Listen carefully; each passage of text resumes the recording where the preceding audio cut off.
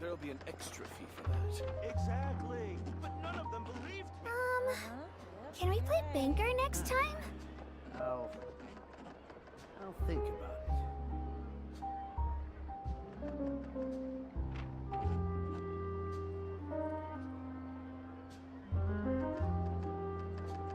I got a new letter from an informant. Looks like the situation has changed again. Extra fee for that. Exactly. But none of them believed me. You're right. I'll think about it.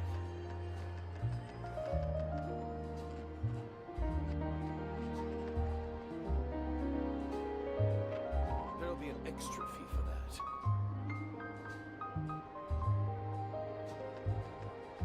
Navigating the world is a whole lot easier with a few different identities to choose from. Need me to come up with some for you? Can we play Banker next time?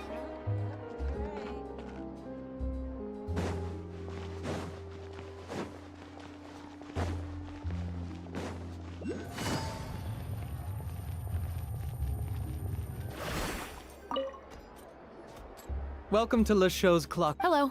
I'd like Special components? I mean the kind of components that aren't typically used for... Huh? For firearms? No, we don't sell those sort of things here. Don't misunderstand. I'm not here to cause any trouble. We are... Well, to be completely honest, I'm not even sure what kind of components that would entail. Has anyone ever purchased components here as an individual rather than on behalf of an organization? We have a lot of customers who buy toys, but those who buy components are all regular customers who buy in bulk on behalf of their organization. Is that so?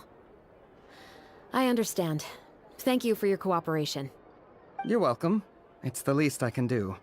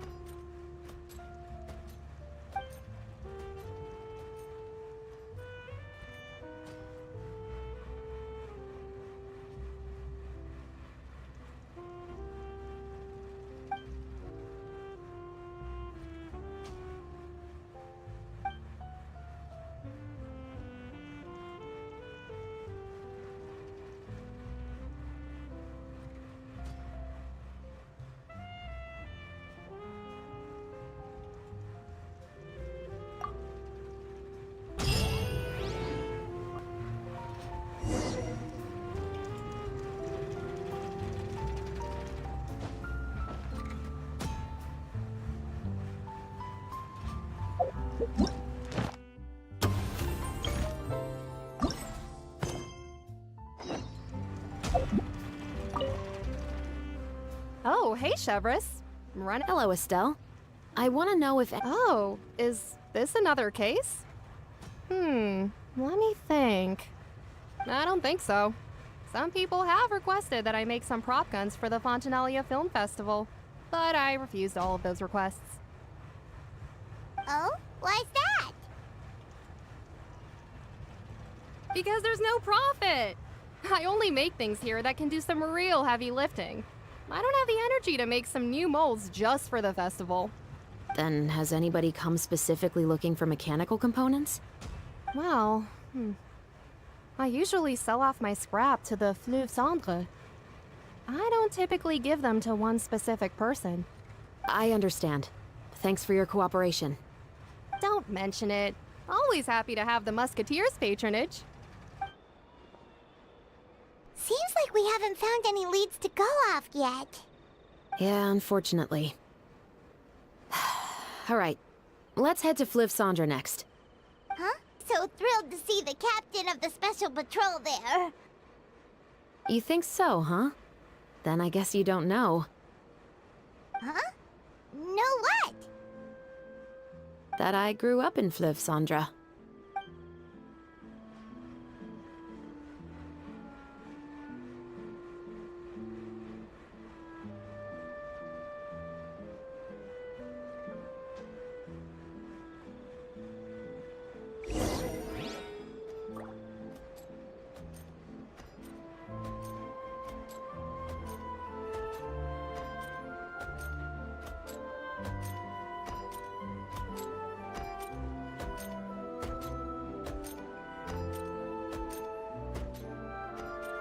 I got a new letter from an informant.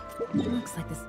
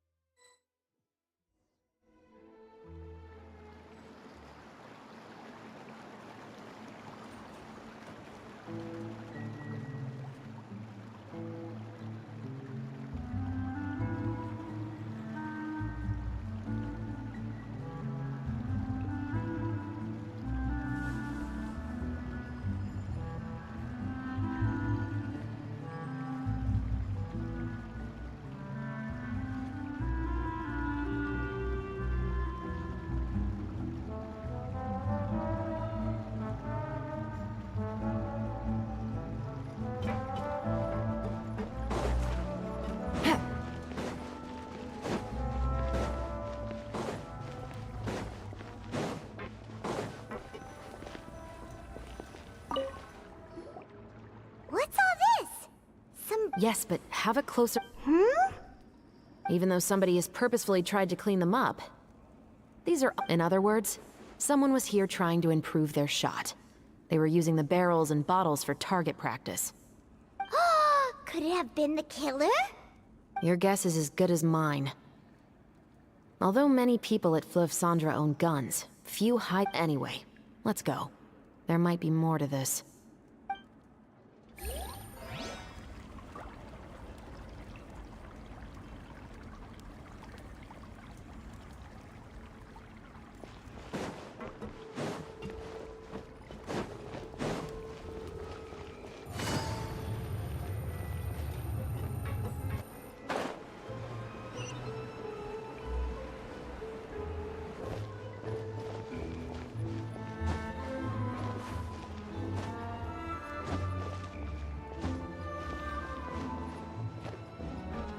Take it easy.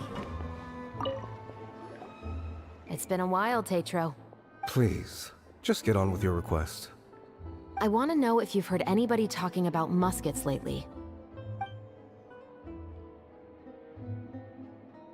Information isn't free, you know. I've heard that bandits have been extremely active in the countryside recently, and they've been affecting the delivery of goods to Poisson. I can allocate some more manpower to help out with that problem. What do you say? You're still as helpful as ever. One of our men got drunk at dinner about a month ago and lost his gun. 3 days later, it turned up in the corner here. What's weird about that? He just forgot where he put it, right? This is Fleuve Cendre, my friend. anything of value left in the tavern won't ever make it to the next day. But that gun turned out to be an exception. It didn't get any new wear and tear on it, and didn't even appear to have been fired. We were quite mystified as to what could have happened. I suspect it came back because the weapon was already known to the guards.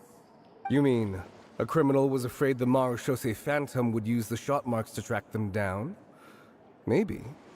But if that's the case, the culprit really took great care to avoid getting caught. I didn't say anything about a criminal. In Floof Sandra, knowing who was killed is as easy as knowing what clothes you're wearing today. It's the guy living in the East Side, isn't it? I've never liked him.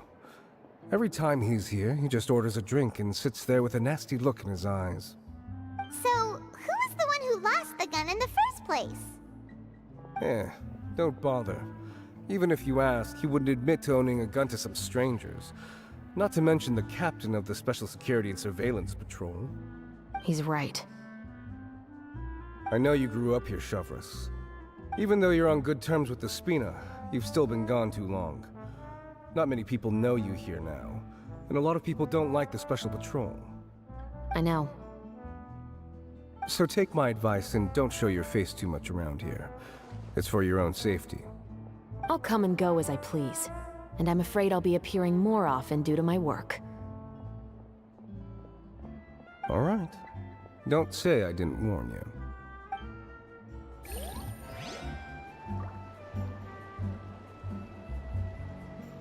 guess I'm finally on part. It's taking him so long.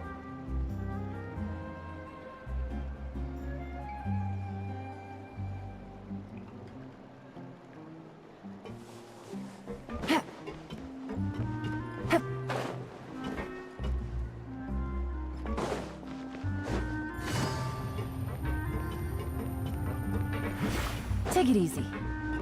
Business you're in, gotta keep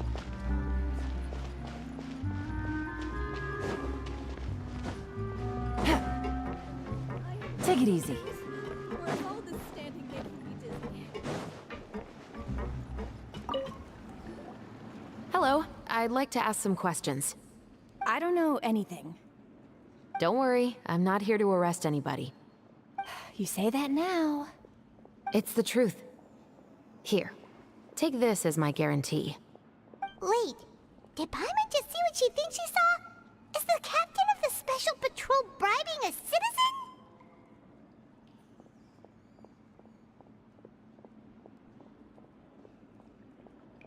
Seems you're different. What do you want to know? Have you heard anything related to— Muskets, huh? All I know is that about 2 weeks ago, we started hearing... Were they gunshots? Possibly. It's hard to tell around here. Someone's house collapsing, a pipe exploding somewhere, it's all the same. But the noises I'm talking about definitely happened after I fell asleep. Do you know where the noises were coming from? I don't remember clearly. Is it that you don't remember, or that you need to think about it some more? You tell me. Then please, think about it some more. She's giving her even more aura!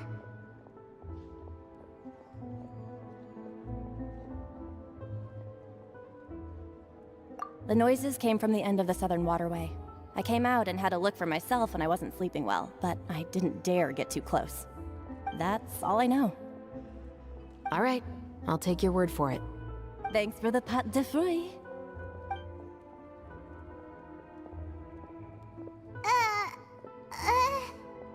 No need to be surprised. I grew up here, remember? I know how to get people around here to talk.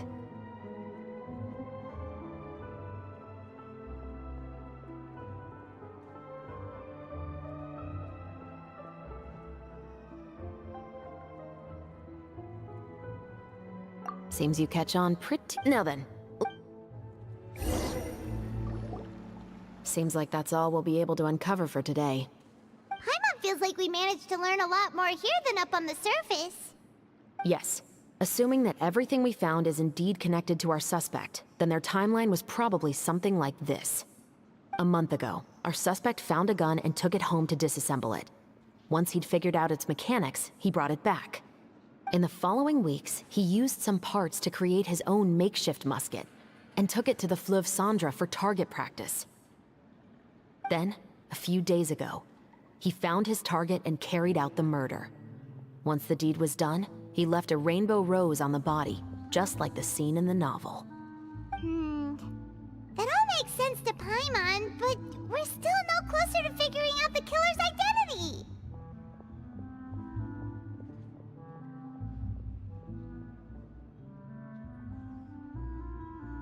The deceased was a resident of Fleuve Cendra. It's said that he was a poor, solitary man. Yeah, that's also something I'm trying to figure out. If we are indeed following the novel, and there's a story behind the murder, then this murder should be an act of vengeance. But according to he was no saint, but no one's heard of a rival who hated him enough to shoot him dead. Much less care to leave a rose on his body. What message is the killer trying to convey? And to whom exactly? We've thoroughly investigated that possibility. He claims to have spent the whole day at the Opera House on the day of the murder, and the staff there have confirmed his account. Okay, so he has an alibi. Not only that, he lacks a credible motive as well. He has a family of his own, and both of his parents are still alive. I've looked into his records. He was adopted at the age of 6, and all the proper procedures were followed.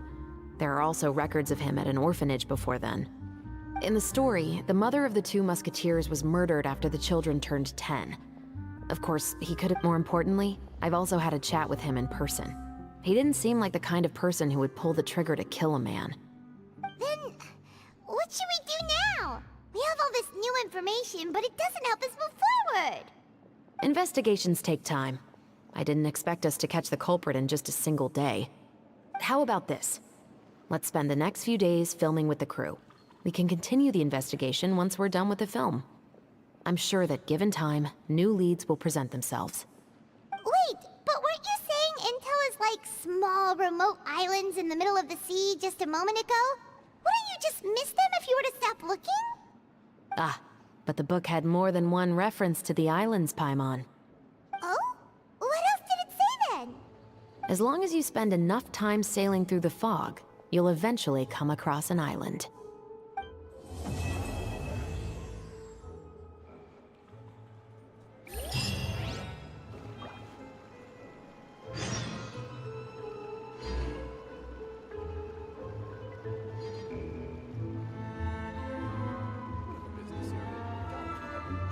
Navigating the world is a whole lot easier with a few different identities to choose from. Need me to come up with some for you?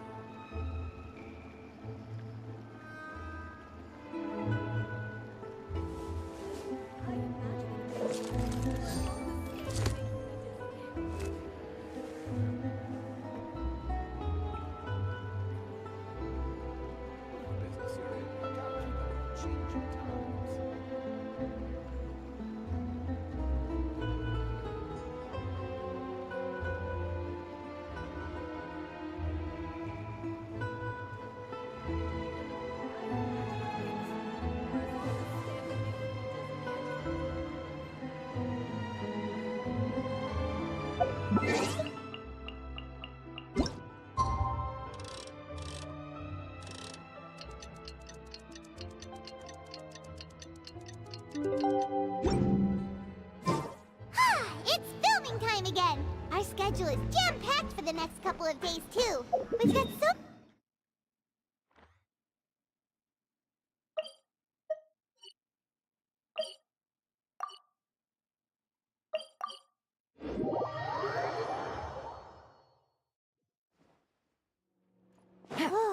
Anyway, let's head out and meet up with the others.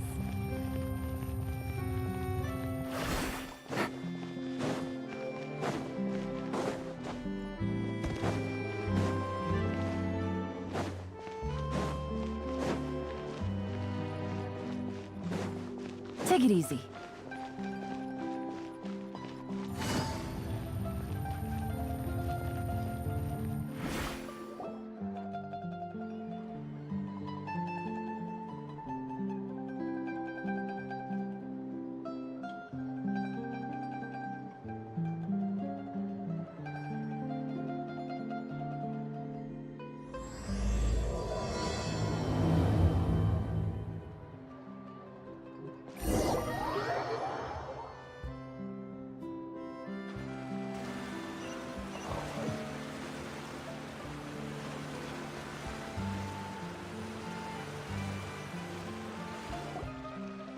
work, everyone.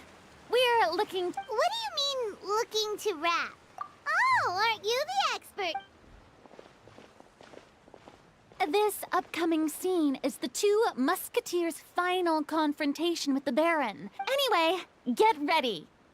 Lights, camera, action! The view is beautiful tonight. It reminds me of that fateful night 10 years ago. And now that I've said it, I can even make out the faint fragrance of herbal tea in the air. Enough, villain! It's time that you pay for the death of our mother! My dear Iris, have you forgotten your manners? How can you speak like this to your own father? I'd sooner swallow all of my teeth than call you father. What did I expect? Seems the daughters have turned out to be just as obstinate as their foolish mother. In this world, Mora and status is everything. She thought she could blackmail me using her children and force me to grant her recognition and concessions? Ah, how naive can a woman be? Mother never asked a single thing of you. All she wished was for us to live a peaceful life, just like the others. It was you who personally brewed the poison of prejudice and sent Mother to her death. Compared to that deadly poison, the 2 bullets that will soon pierce through your heart will be like... And that's exactly why I said you're just as naive as her. Did you really think 2 muskets would be enough to defeat me? So let's see. What is stronger?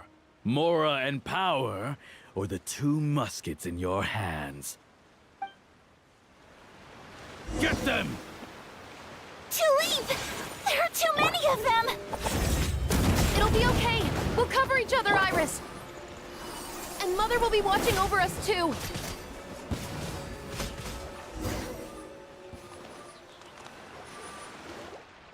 You've lost.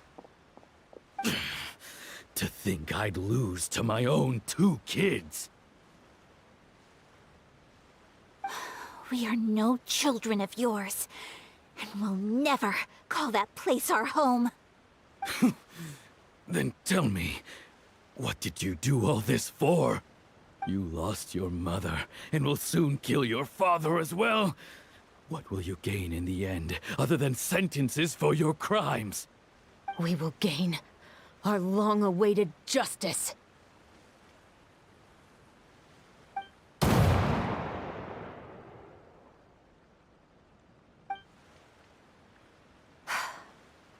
It's over.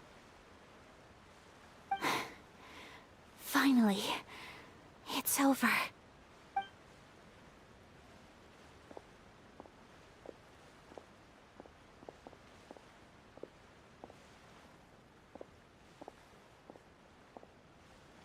So, where will you go now, Tulip? I'm not too sure, Iris. Maybe somewhere with lots of flowers? After all, Mother always did love going where the blossoms were. What about you? I want to go visit Mother's grave. Yeah, that's not a bad idea. Huh? Tulip, look! What is it? It's Mother's favorite. The rainbow rose. Look, it's blooming again.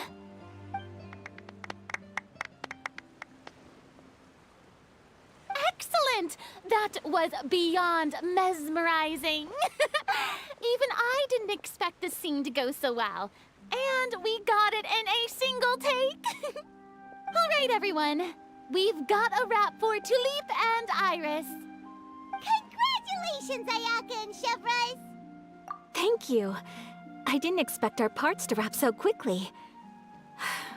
I wish I could savor the experience for just a bit longer. Paimon totally understands. Paimon's not ready to say goodbye to the clapperboard either. Filming has really been a lot of fun. You were great too, Chevres. The way you said, long-awaited justice. That is indeed my favorite line in the whole... Whoa, Paimon would have never... Who doesn't like stories where the guilty are punished and justice prevails over evil? Don't forget, I'm the captain of the Special Security and Surveillance Patrol. Captain, I have something urgent to report. Please excuse me, everyone. I'll be back in just a moment. It's okay, don't worry about us.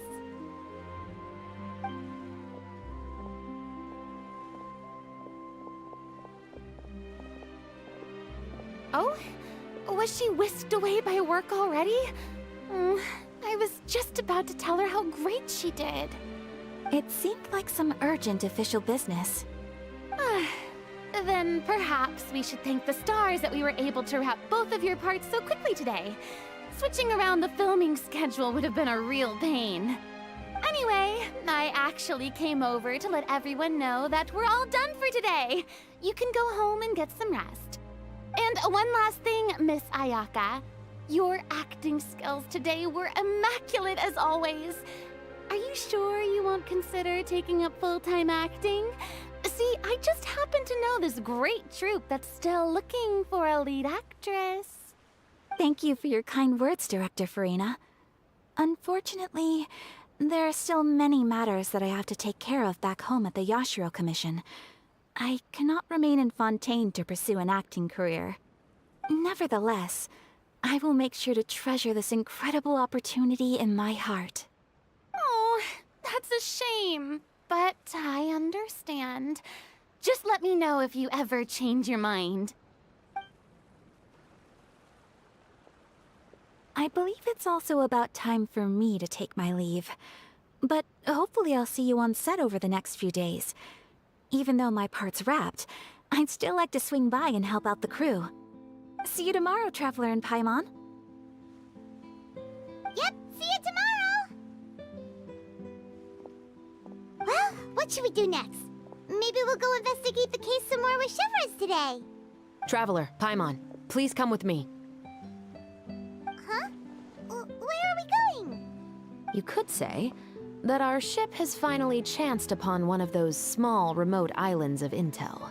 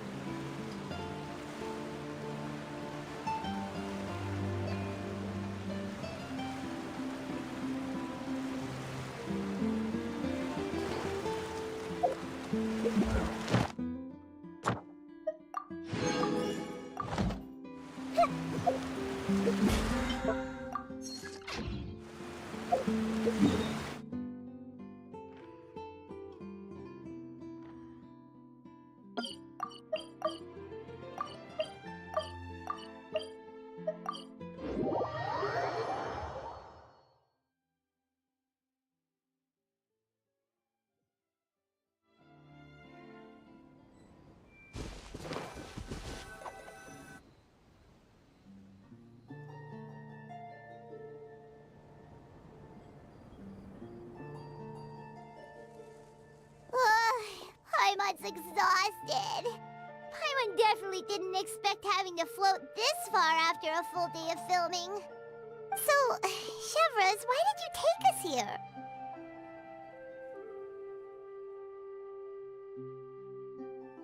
Affirmative. It wasn't anything conclusive, but it should show us a clear way forward.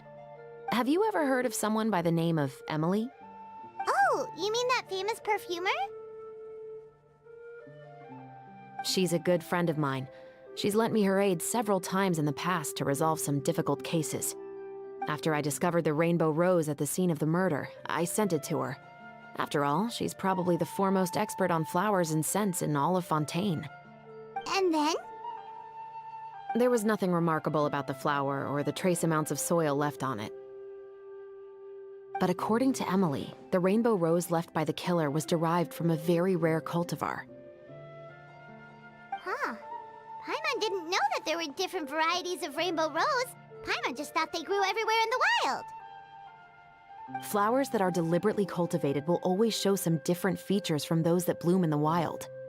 We already knew that the rose left at the scene belonged to a special cultivar, but with Emily's expertise, we were able to pinpoint the place where it was first picked from. Oh, Paimon gets it now. So whoever first planted that rainbow rose was probably the killer. Precisely. And after we checked what we learned against some sales records from the past, we discovered that there's only one person in all of Fontaine who could grow and sell this specific cultivar. Really? And who is it? It's the novelist. But didn't you say he had an alibi? To be clear, I haven't changed my mind about him. I still don't think he was the one who pulled the trigger. However, that doesn't mean the true culprit never visited him at his home or never purchased a rainbow rose from his garden. Whatever the case, we will have to confirm a number of things with him. So you mean the next place we need to go is... Yes, we're going to pay him a visit at his home.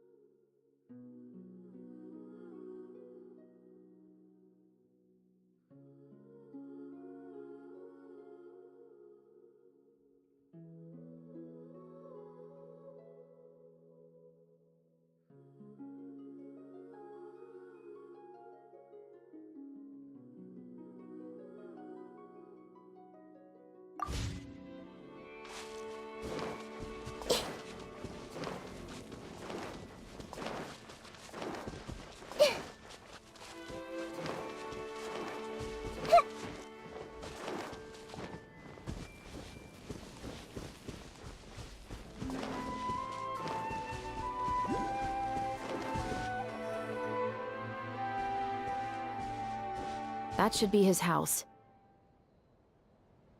There are so many Gardamex stationed around the place. That's pretty unusual, right? According to what he told me last time we spoke, he hired them so he won't be harassed or disturbed. Huh. So there are a lot of flowers in his garden, but Paimon doesn't think we'll be able to pick one without alerting the Gardamex. Right. Which is exactly why I think there has to be a special connection between him and the killer. So, should we knock? Just wait here for now. I'd like to take care of a number of those Gardamex first. But they're so far away. How are you planning to do that? Don't forget, Paimon, I'm actually the real-life captain of the Musketeers.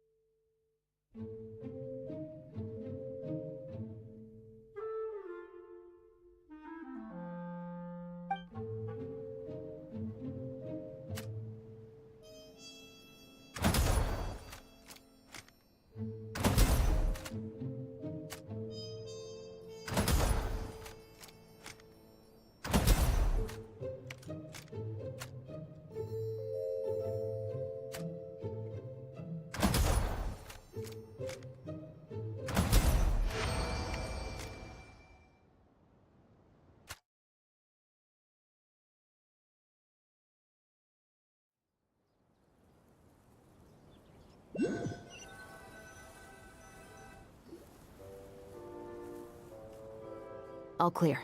Let's go. Wait! Paimon's a little nervous now that we know he could be the killer. Can we go over our plan of action again? I'll go knock on the door and make sure it's safe inside. Once we're sure that we're in the clear, I'll ask him to come with us for a quick round of questioning at the guard's headquarters. But can't we just arrest him? We still have no evidence that he's the killer, or that he lent the killer any direct aid.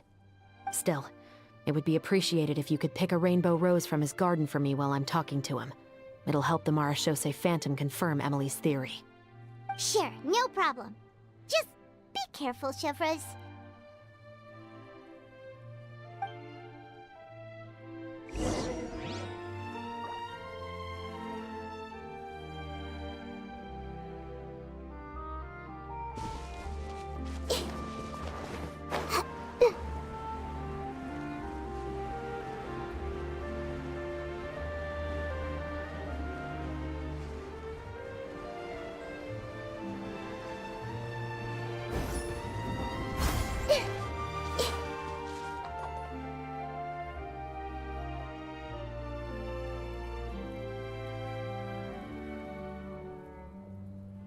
Excuse me, Mr. Baptiste, are you home? Who could it be at this hour? Oh, it's you, Officer Shavras. Would you mind accompanying me to the guard's headquarters, Mr. Baptiste? We would like to ask you some questions about a case. Oh, is it still regarding the murder case from before? I cannot confirm or deny that at this time. So it is then. Listen, I need you to come with me, Mr. Baptiste. Miss Shavras, I'll save you the trouble. Oh, and you two over there? There's no need for you to pick my flowers either. It's not time for them to bloom yet. Oh! Okay.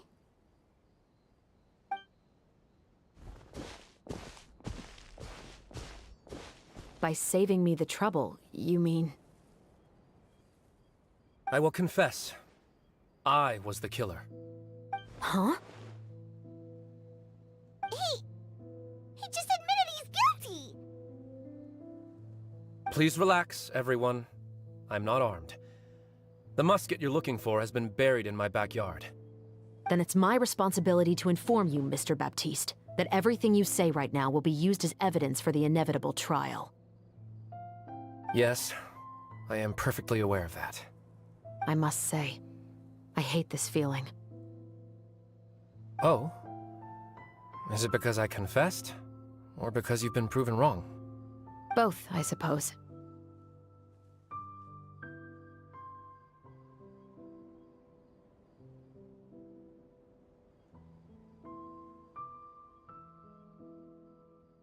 For the same reason as the one I wrote out in my novel, of course. I did it to exact revenge. I know you haven't figured out the link between the two of us. Had you done so, I'd have been taken away to the headquarters a long time ago. But that won't stop me from always remembering his grotesque face. After all, he was the one who killed my mother. Your mother is still healthy and well. You know, I was adopted as a child. I was referring to my birth mother. That was never recorded in the orphanage's records. Please forgive a 6-year-old child for concocting some lies to protect himself after watching his mother die right in front of him. So, your novel, it was like a record of your life? No, of course not. It was a work of fiction with many embellished parts. But I am indeed the illegitimate son of a wealthy and influential man who abused his power to murder my mother. That part was 100% real. But the man you killed didn't have a Mora to his name. He was a hired assassin. An irredeemable beast who sank his fangs into a defenseless woman just for a few bags of Mora. But if that's really the truth, you wouldn't be telling us any of this now. You still haven't managed to take revenge against your father, the true mastermind behind it all. I never thought I'd hear that kind of thing from the captain of the Special Security and Surveillance Patrol. I'm simply skeptical about your motives. It's simple, really. I've grown tired of everything and don't want to shoulder this burden anymore. You may have considered me too soft to pull the trigger. Well, as it turns out, you are exactly right. I've become overwhelmed by the aftermath of the murder. So you're going to call a stop to your revenge, just like that? The true mastermind is too rich and too powerful for me. I've accepted that I will never be able to avenge my mother alone. And so what? The characters in your book never gave up. Now, Officer Shavras, I'm the one who has killed a man, aren't I? Are you trying to convince me to commit another crime? What's your father's name? How do you plan to prove the veracity of all of your claims? Well, I'd like to speak with you privately. Sure. Why don't we speak privately at the guard's headquarters? No, it has to be here. I must ensure that we won't be overheard. Fine. Let's talk here. When I said won't be overheard, I meant by anyone. I would like to speak with you and you alone.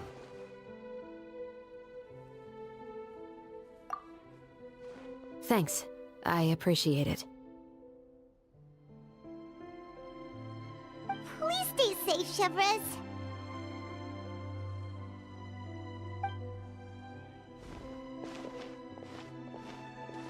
All right, let's hear it. Will you really believe what I'm about to say? Well, that depends on what you're going to tell me. Fair enough. Fair enough. Then listen closely.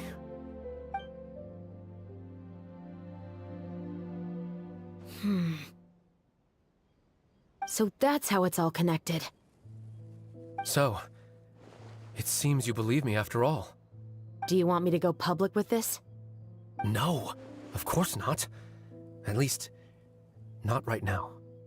Then why did you bother telling me? You've read my work. What do you think?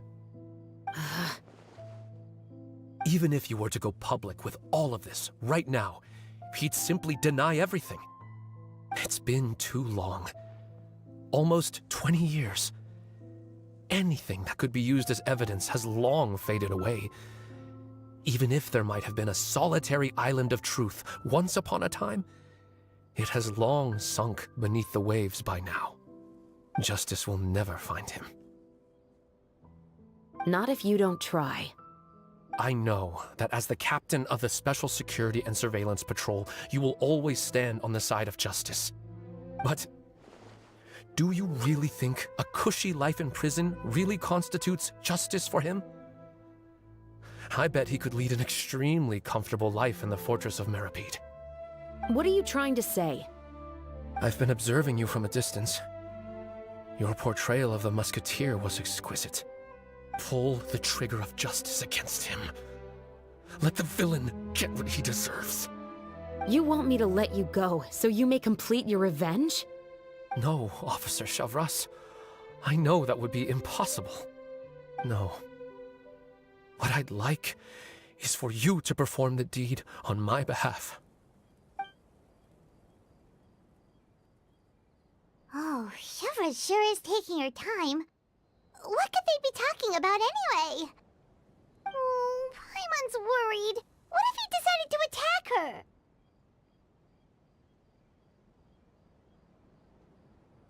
Oh, you do have a point. Still, do you have any idea who the rich person might be? And why the novelist doesn't want us to hear what he's saying to Chevres? Sorry to keep you waiting, you two. Hey, how did your talk go?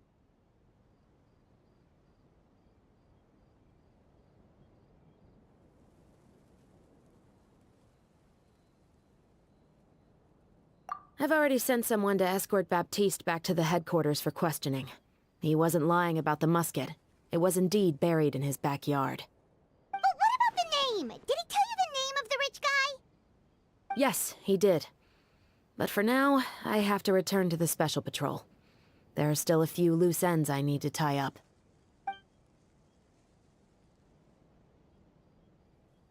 I'll probably be quite busy over the next few days, so apologies if you don't see me on set.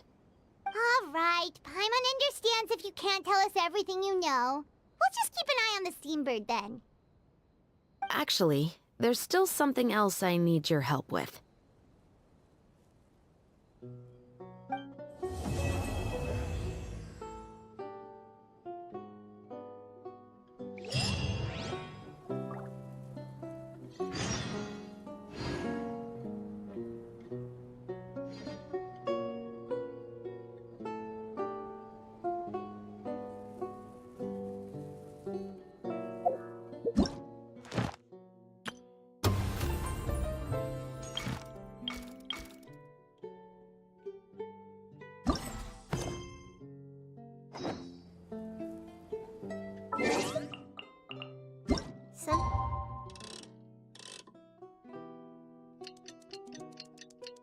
On your mind? Let's work through it together. Yeah.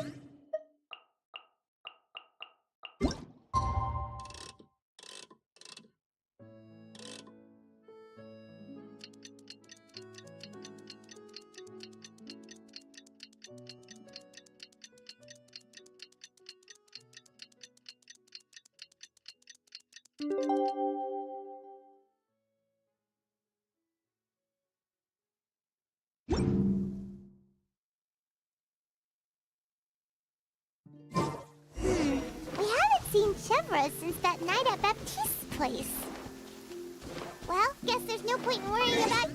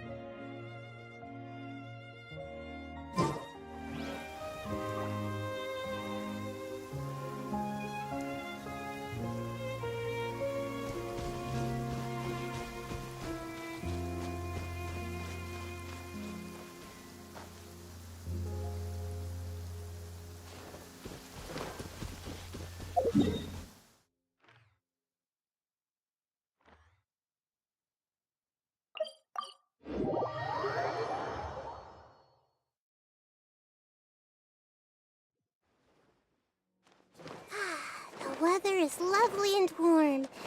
Things are about to start getting lively again.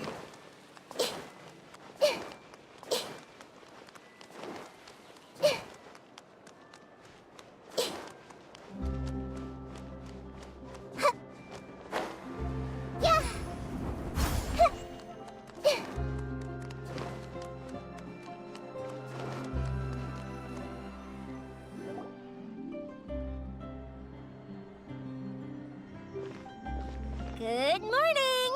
Ayaka and I were just talking about you.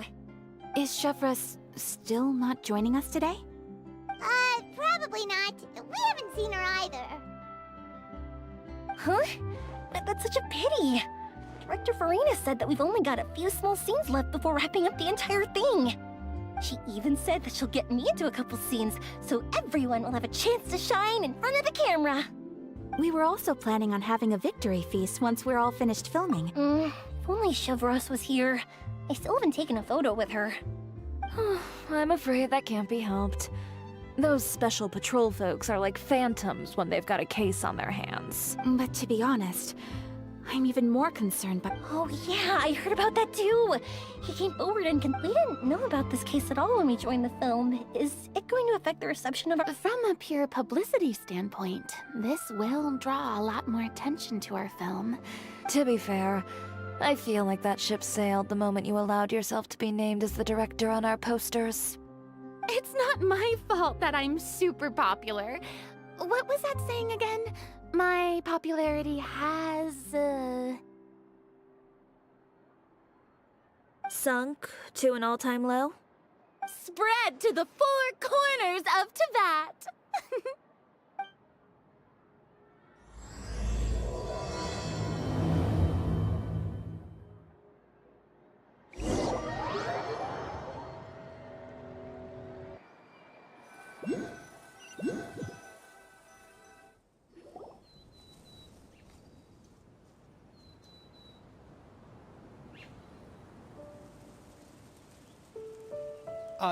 Excuse me, everyone. Xavier! Feels like it's been ages since we last saw you. I've been talking non-stop with the Film Association, and I'm absolutely swamped trying to coordinate the film's marketing. So forgive me for not being around more often, but please believe me when I say that I will make sure everyone's hard work gets the exposure it deserves. Oh, seems like you've been fighting your own. Yes, that's one way to put it. Oh, and before we begin the final round of filming, please allow me to finally introduce you to the original investor of our film, Mr. Morris. A pleasure to meet you all. Yes, glad to make your acquaintance, Mr. Morris. We've heard about the issues you've encountered with your Oh, well, the situation has, indeed improved. Don't worry, Mr. Morris. Accidents. The good news is that we're almost done filming. Is that so? All right, now that we've gotten all the we'll mostly be filming typical people, and and there'll be a cameo for Mr. Kamisato, and that's right. Ayato should be here. Excellent! Then let's start with the scenery shots. Yep, we'll be ready.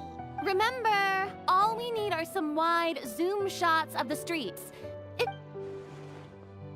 Ready? Lights! Camera! Action! Okay, now move the camera slowly.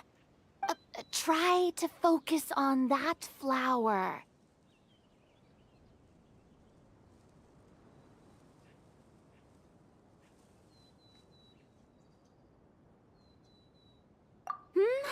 What's wrong? Just adjust the focal length a bit. Something the matter? Huh? But wasn't it working fine for all the days before? Veronique, can we try a different camera? No problem. How about this one? All right, let's give it another try. Lights!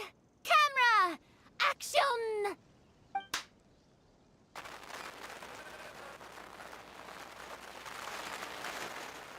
Don't tell me. This one is broken too? Veronique, do we have any other spare ones we can use? I'm afraid we only brought these two today. What? Then go find a workshop to get them repaired right away! Oh, and you too, Bono! Go find our spare camera in the warehouse and bring it back to the set! On it. Greetings, everyone. My apologies for the delay. Is something the matter, Ayaka? It seems like there are some issues with the filming equipment today. We're stuck for the moment. I see. Well, let's not just stand here twiddling our thumbs. Actors, to the makeup booth. We'll start on the next scene as soon as we get a working camera. The people at the workshop told me that the part which holds the lens in place seemed to have fallen off. That's super strange. It was perfectly fine just yesterday. Well, no time to dwell on that now. Let's get back to filming. Ahem! Quiet on set! Places, everyone! Lights! Camera! Action! By the way, have you heard about that recent murder case? Yes, I have. It seems that they've caused quite the commotion in the city. I heard that the chief of the guards is so mad about not catching the culprit that he's about to explode. Oh? I find that quite hard to imagine, considering how he already looks most days. Director, we have a problem. Oh, we're in the middle of a take! Couldn't you wait until we wrapped up this scene? No, Director, our film, all the finalized film that we've been keeping in the case has disappeared. Oh, wait, well, what did you say? Mr. Bono, please take me to where the film was kept right away. I'm coming too. No, Yoimiya, you have to stay here. Oh. Okay, listen up. Everyone who's not working on this current scene can go with Bono to look for the film. Everyone else, stay put and wrap up the scene. Unbelievable. How could all these problems happen in just one day? We're back. How did it go? Did you find the film? We found it in the sewers. Huh? In the sewers? Is the film still okay? We discovered it just in time, so we should still be able to salvage it. The others are checking now to see if we lost any specific scenes. Oh, you scared me for a moment there. I nearly thought we had lost everything. I really don't want to experience that feeling of despair again. Okay, but who could have stolen the film and dumped it there? Could it be, some competitors working on other films? But if they wanted to harass us, why wait until the last day? Okay, we don't have time to really look into it right now. Let's strike while the iron is still hot and wrap this thing up once and for all. Yeah, let's finish it.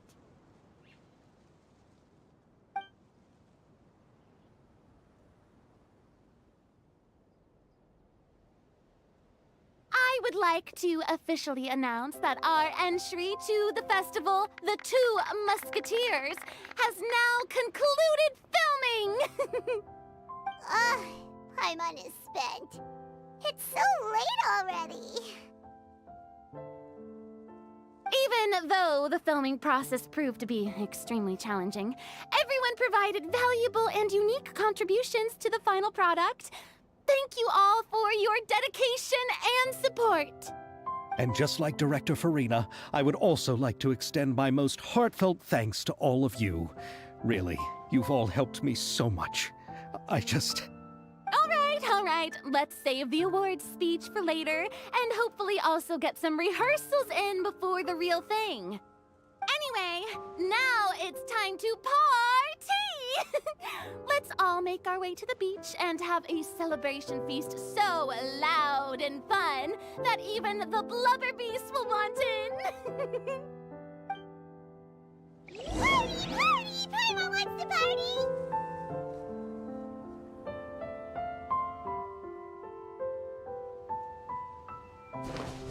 Everyone hold hands!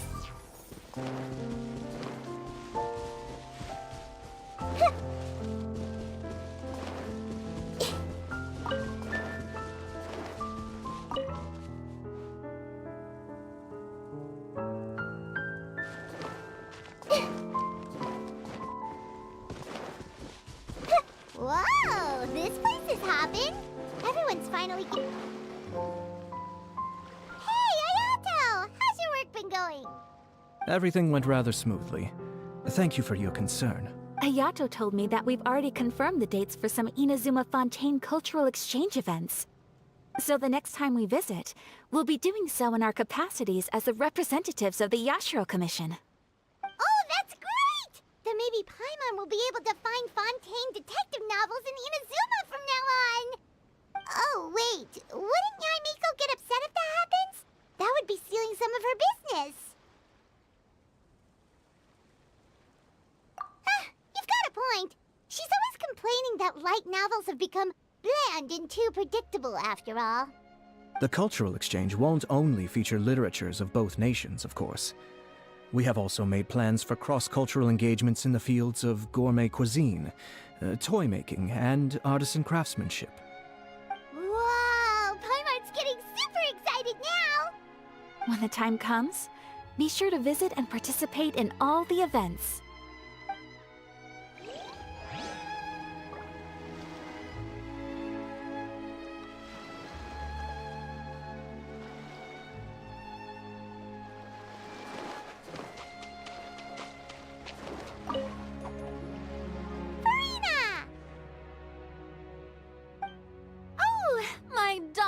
Clapper loader and camera operator, you've both worked really hard. Paimon thinks you worked even harder than us. Honestly, Paimon was getting a little tired of playing with the clapperboard by the end of it. Worst of all, Paimon started having dreams of you shouting, "Lights, camera, action!" into Paimon's ears. The actual dream can't even start until you've yelled that. Hey! If anything, shouldn't I be more grand and delightful than your dreams? We've been through so much together, and that's how your brain remembers me? That's not Paimon's fault. We've just used the clapperboard too much lately. Anyway, what's most important is that we've wrapped the film. I'm pretty confident. Hey, no need to mention the official name. Wait, now that you mention it, if we did win the prize, would Furina just get a statue of herself? Come on, I don't need that kind of attention. Xavier can accept the reward on our behalf. But just imagine! Furina accepting the Furina Award and holding a Furina statue. I'm going back to my dessert now. You all can keep discussing that on your own.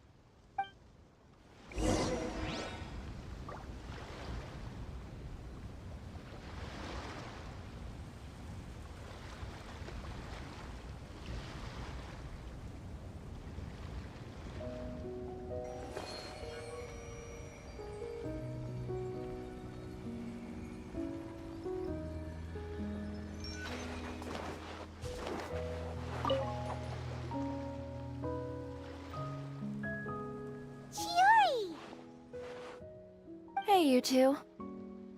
Are you not really into these Not particularly. But yes, that's highly likely. As long as the film can premiere as planned. Are you still worried about the case? That and all the obstacles we had to face today. You're right. It's as if all our bad luck just manifested at once. But why today of all days? No, it's nothing. How are you doing, Mr. Morris? You having a... Well, you could say that. Judging by how much fun everyone's having, is there something that you still... Oh, well, I'm... Oh, no! Silly. Oh, what is it? I prepared a whole batch of fireworks for the party. Fireworks, you say? Well, could you help me carry them over, Mr. Morris? I won't... Me? I just wanted to... Pretty please, Mr. Morris. These are some of the... But... It's okay, just come with me. The warehouse is right over here. I moved the fireworks there in advance, so it shouldn't be too much work bringing them back. It's still a ways away from the party. Sorry about that, Mr. Morris. It's probably because I'm used to carrying fireworks.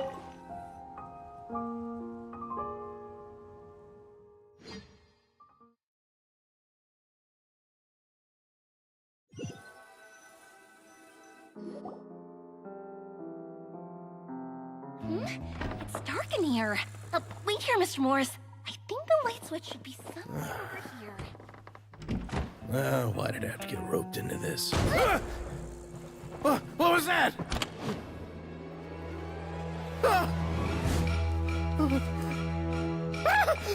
Who's there? Get me out! Get me out of here! Did you really think you'd get away, Morris?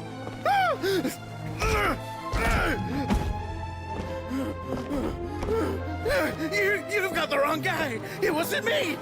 I'm not the killer! You know, Eliza died a far more heroic death than this. She fought your assassin to the end, to save the children she had hidden beneath the floorboards.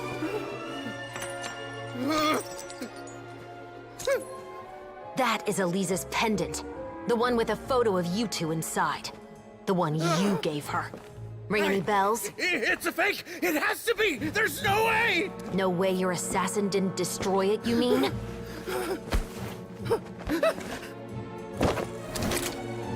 Did you ever love her, Morris? Or was killing her always the plan? No, please. Listen to me. I told Eliza to keep us a secret. I paid her plenty for her silence. I never thought she'd keep the child. Everything was gonna come out, and I had no choice. She'd force my hand. No! I'm begging you. I have money. Just name your price, please. You can keep your Mora, and you can go to hell.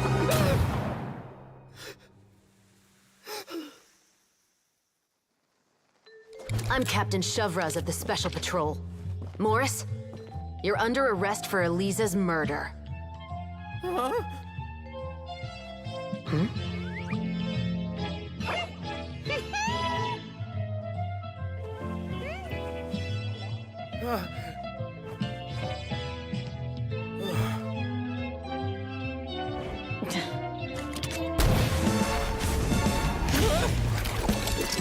You're under arrest too, prop manager Veronique. Or perhaps I should call you the Second Musketeer.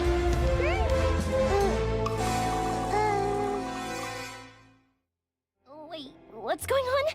This wasn't in the script. Drop the gun, Veronique. Why? Why would you keep me from exacting revenge on this heartless monster? Drop your weapon. This is my final warning.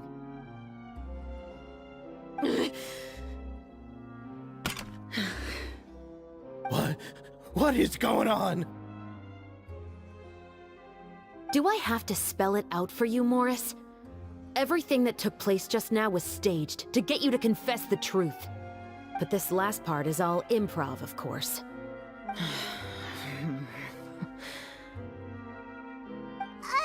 Shivers, you told us you wanted us to help you stage a play. You never said anything about the Second Musketeer.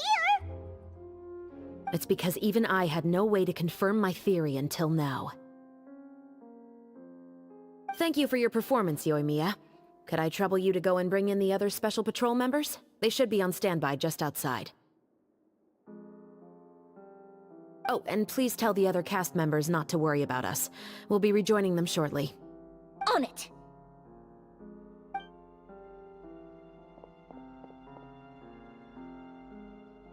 So what do you think, Morris?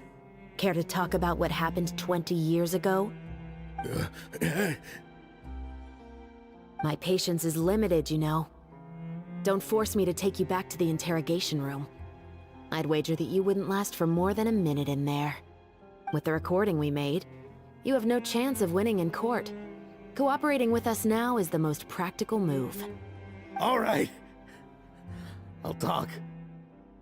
I hired an assassin to murder Eliza. She once worked as a maid on my family's estate.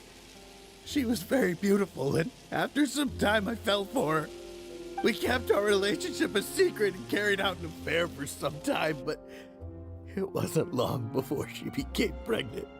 And if my parents ever found out, they would have stripped me of my inheritance and status, driven me out of my home. I also didn't expect Eliza to insist on bringing the pregnancy to term. She even asked me to leave my family and travel far, far away with her. She believed that you were truly in love with her. I didn't have a choice. I gave her a large sum of mora, told her to leave the family and to get rid of the baby. But then years later, she sent me a letter. That there were photos of 2 children, and she even asked if I could find some time to visit them. Huh? 2 children? Paimon thought Baptiste was the only... you mean... Even if she had the children against your will, you could have just ignored the letter entirely. Why kill her? I had just gotten engaged to be married to an heiress from another wealthy family. So if anyone were to find out about Elisa, my life would be completely ruined. I didn't have a choice. No. You always had a choice. You just made the wrong choice. Again. Do you know how it feels to watch your mother be killed right in front of you? My brother and I were hardly even school age yet. We were hidden beneath the floorboards, grasping each other's hands like a lifeline. We were so terrified that we didn't even know we could ever take a breath. All we could do was to watch Mother try to fight back, and then collapse to the floor. Even after the assassin left, we were still too terrified to leave our hiding spot. We thought that he might come back. It was only until the next evening when we finally climbed out and gathered around our mother.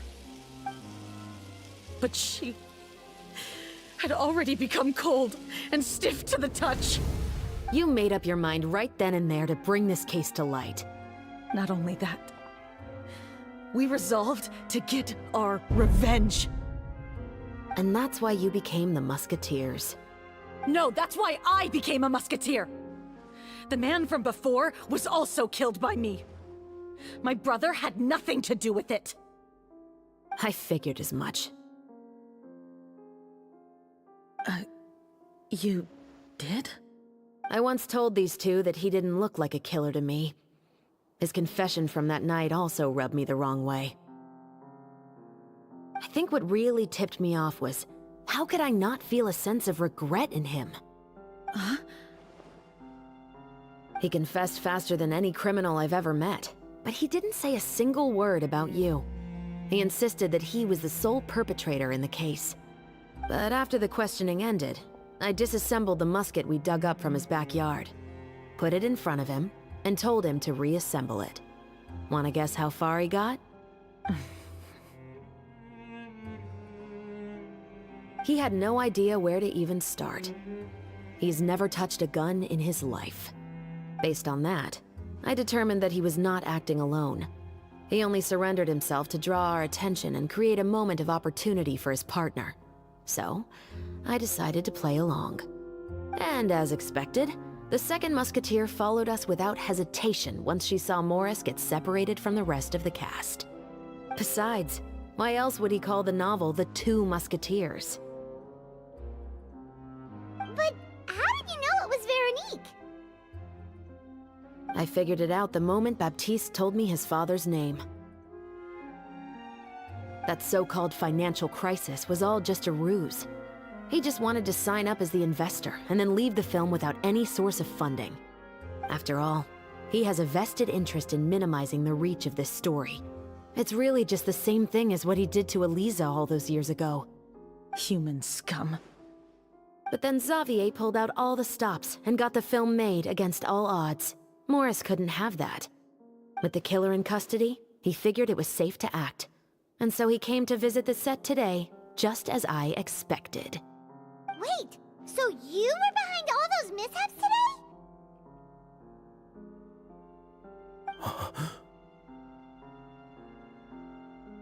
As for the identity of the second musketeer, I assumed they'd probably stay close to Morris and look for an opening.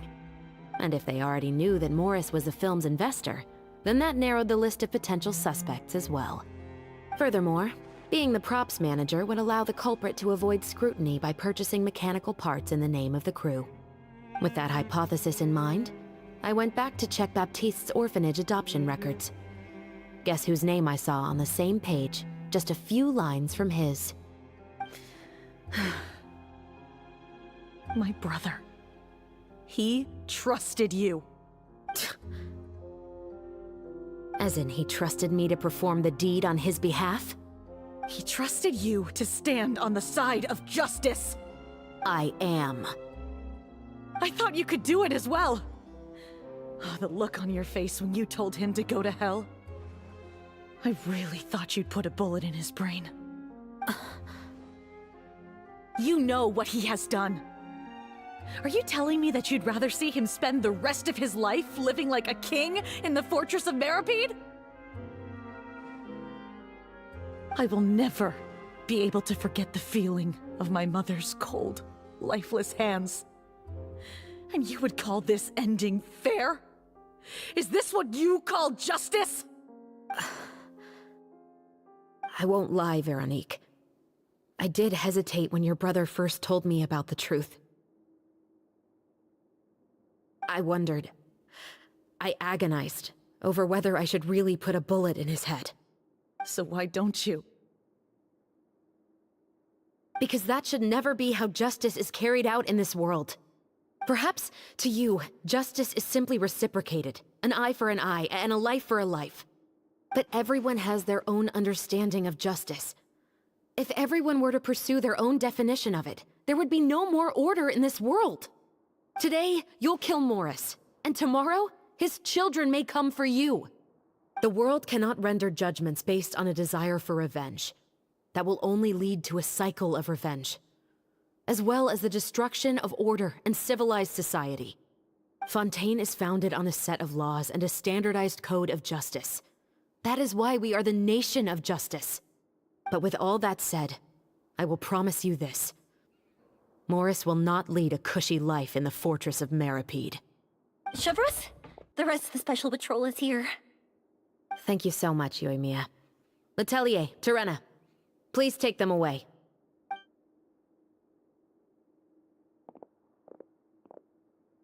I still can't agree with your reasoning. I know. Justice has not been delivered. At least, not today.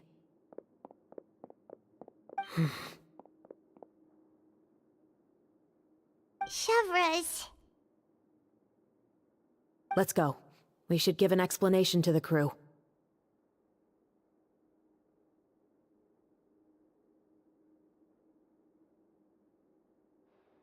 Thank you for your concern.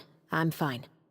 I'm just thinking about the things in life that have driven people to take justice into their own hands.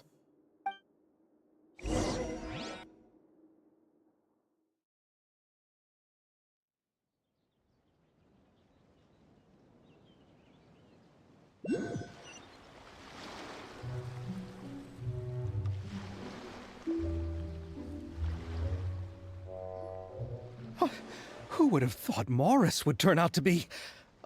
I'm at a loss of words. How could he have done something like this? I'm just glad that you're all safe and sound. Who knew that such a labyrinth of cases would be behind this story? Well, what should we do now? We have a finished film, of course, but should we still go ahead with the premiere?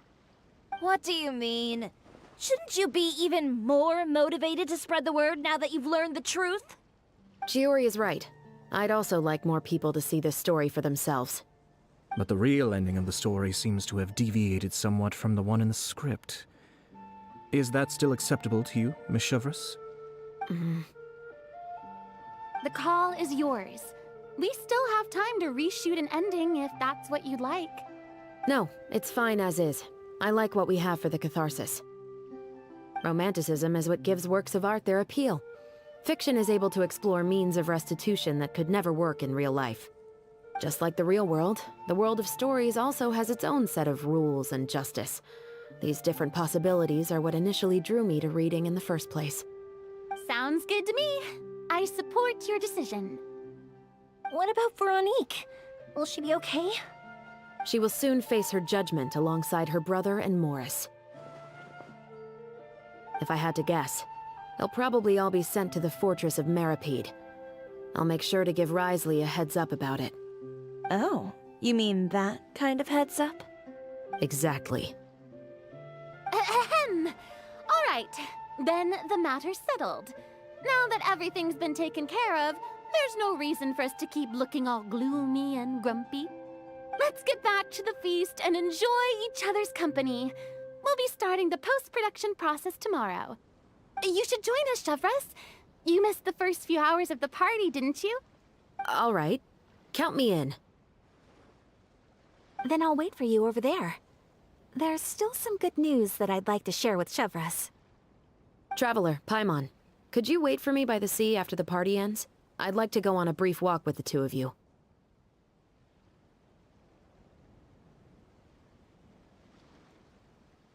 Thank you very much.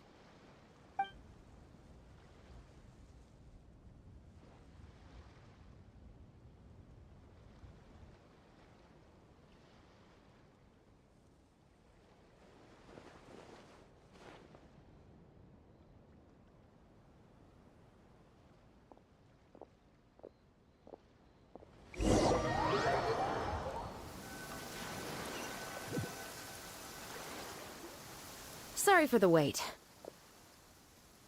Oh, we weren't waiting long at all. Is there something else you wanted to tell us? No, I don't have anything new to share. I just felt that since you were my investigation partners, I should have another conversation with the two of you.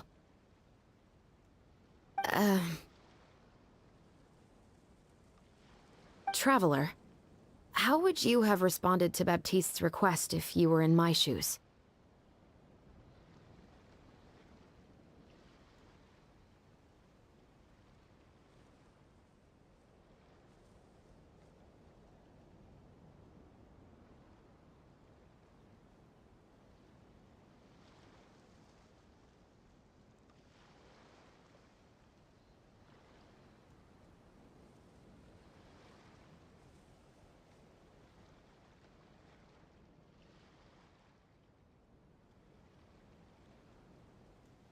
Is that so?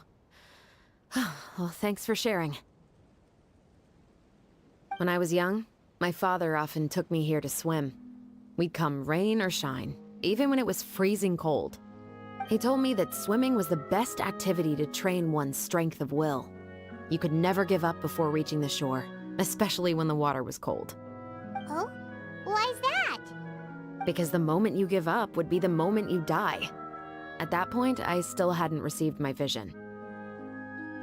One winter, the chilly wind felt almost like knives on my skin, and the seawater was so frigid that it numbed my toes the moment I stepped in. I cried and begged my father to spare me from having to swim across, but he wouldn't listen. He used to be a member of the Special Patrol as well. You could say it was his way of educating his children. That sounds awful. When he saw that I wouldn't stop crying, he just picked me up and tossed me into the icy water. The bone-chilling cold took away my senses. I couldn't feel anything but fear and rage. I waited for my father to save me, but one look and I knew he'd already started swimming for the opposite shore. I realized that if I were to give up, I really would die right then and there. I used all of my strength to try and catch up to my father. Those few minutes felt longer than my whole life up until that point. I did, however, make it to the other side. I've never felt afraid about anything in my life after that, nor have I ever cried again. That way of teaching would have never worked on Paimon. Yeah, I don't think that was the right method for anyone.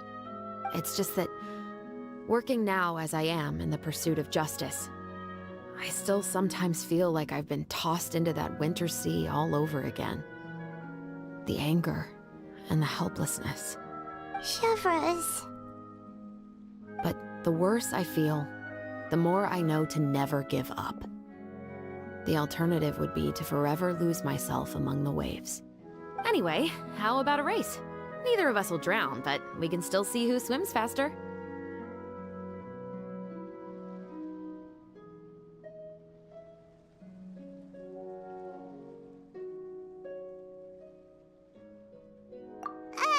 You guys go ahead!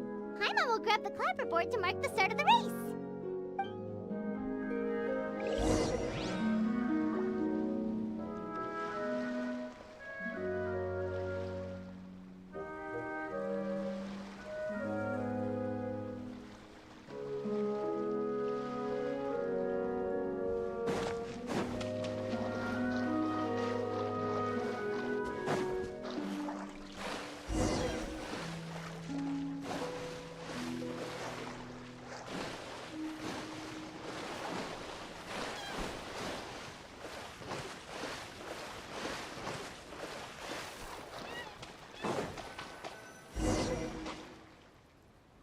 Oh, that felt good. You were so fast in the water, Chevres.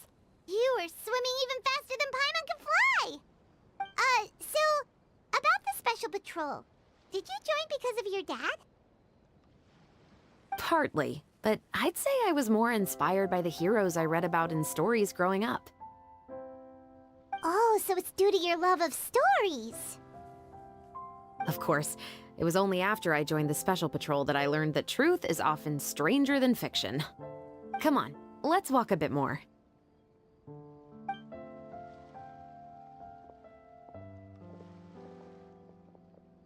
To be honest, I do sometimes question whether the decisions I make are the right ones. But I know that no matter what, I must keep swimming. Because the only thing I've got my eyes on is the shore in the distance.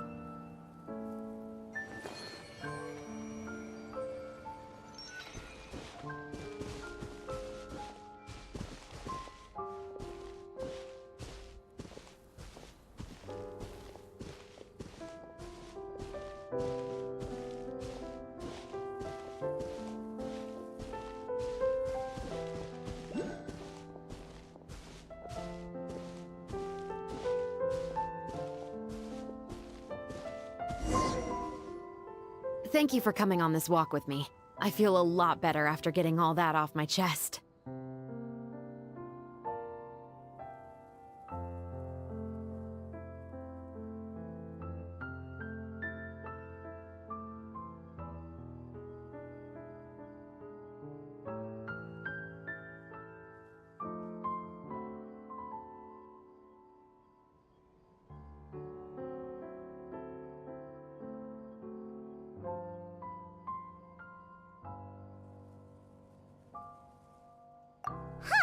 We're nearly back at Baptiste's house. Huh, you're right.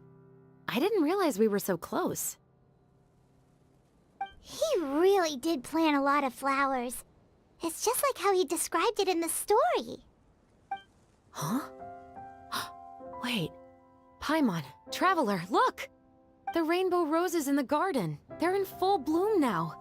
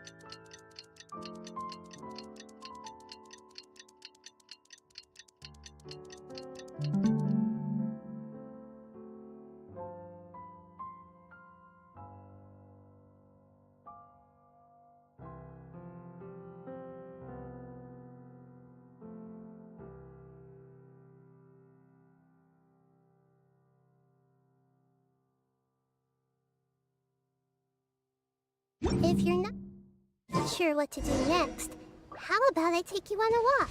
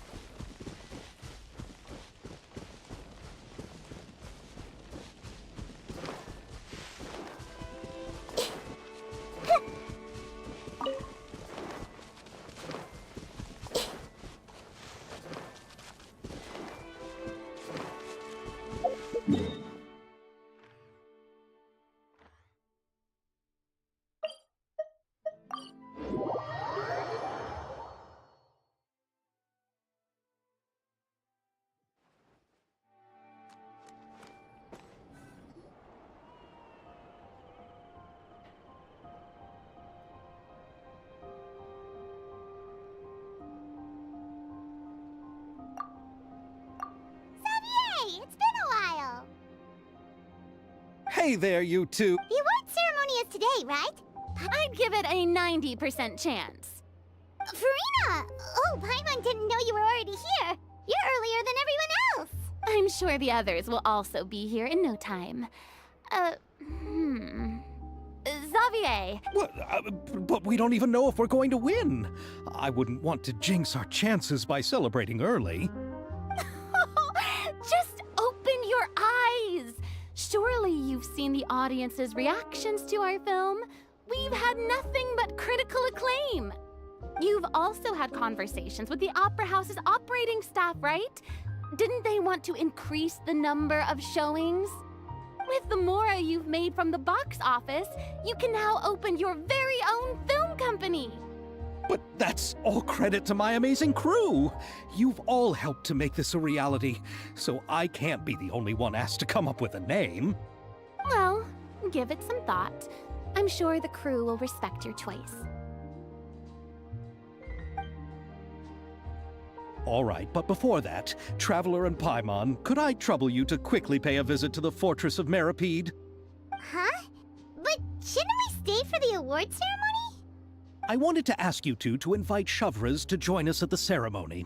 She's one of the lead roles, after all.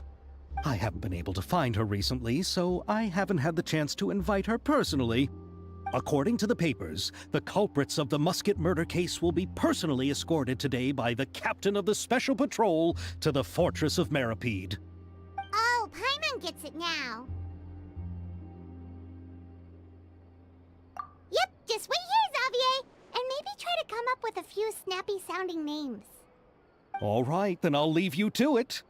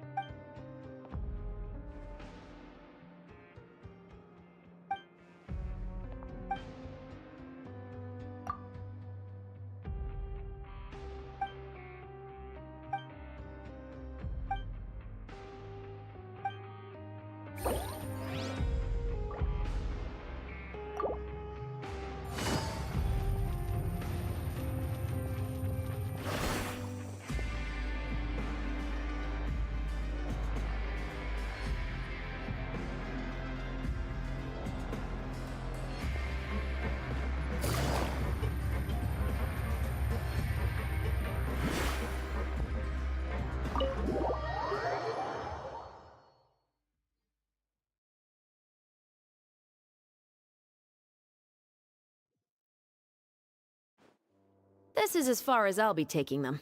I'll leave the three of them to you now. Got another errand to run? Something like that. I'm expected at a party. Now that's something you don't hear. No, it's just a special Shavras! Risley! Festivals really do bring... Call it the festival Yeah, you could say that.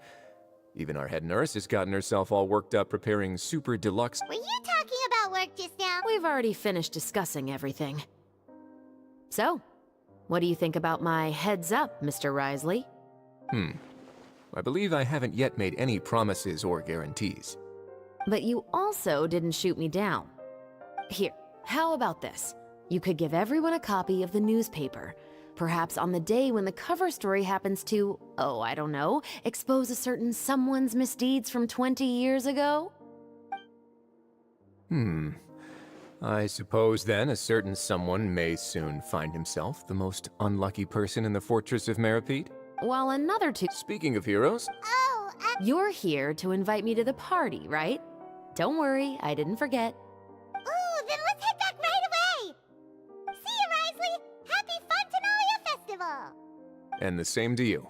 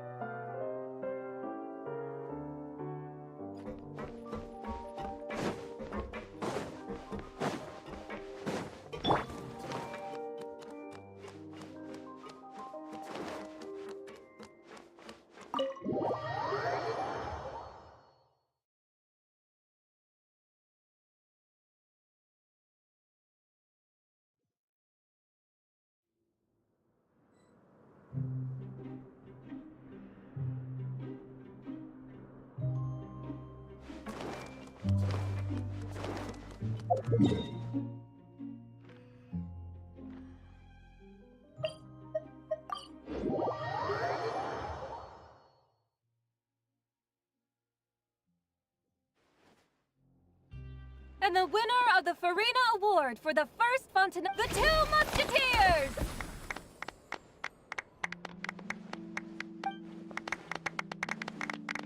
We won! We really won!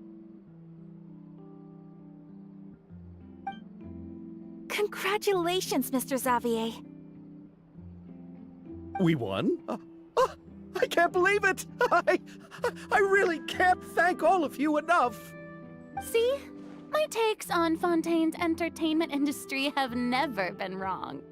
Now, please welcome to the stage the producer of the Two Musketeers, Mr. Xavier!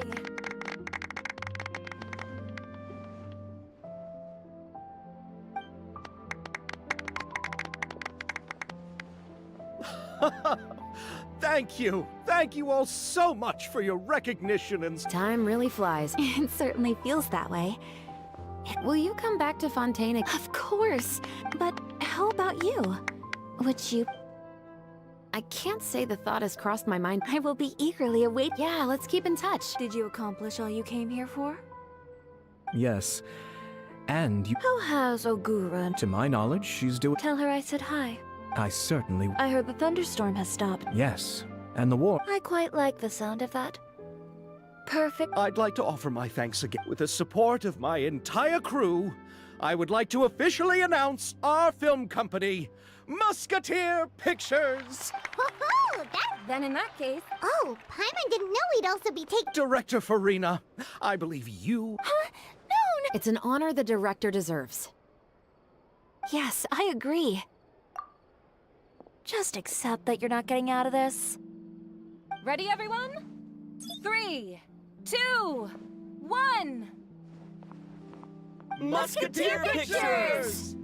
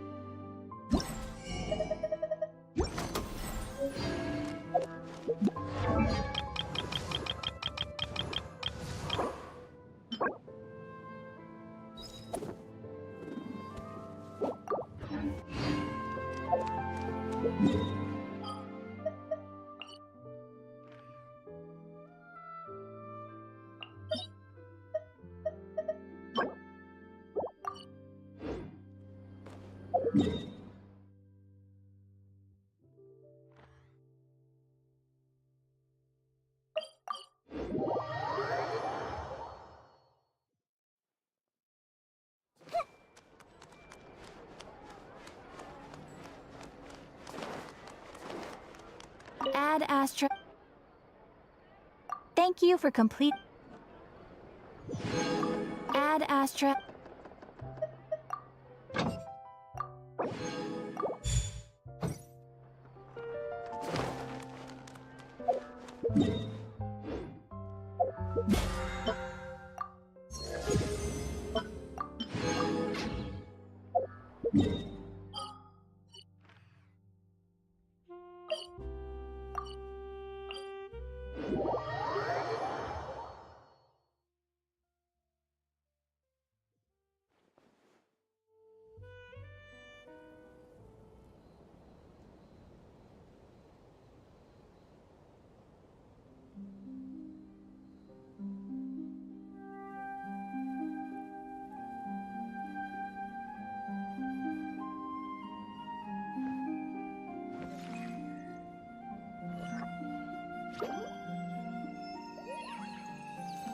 Seems like the stories here never have a happy ending.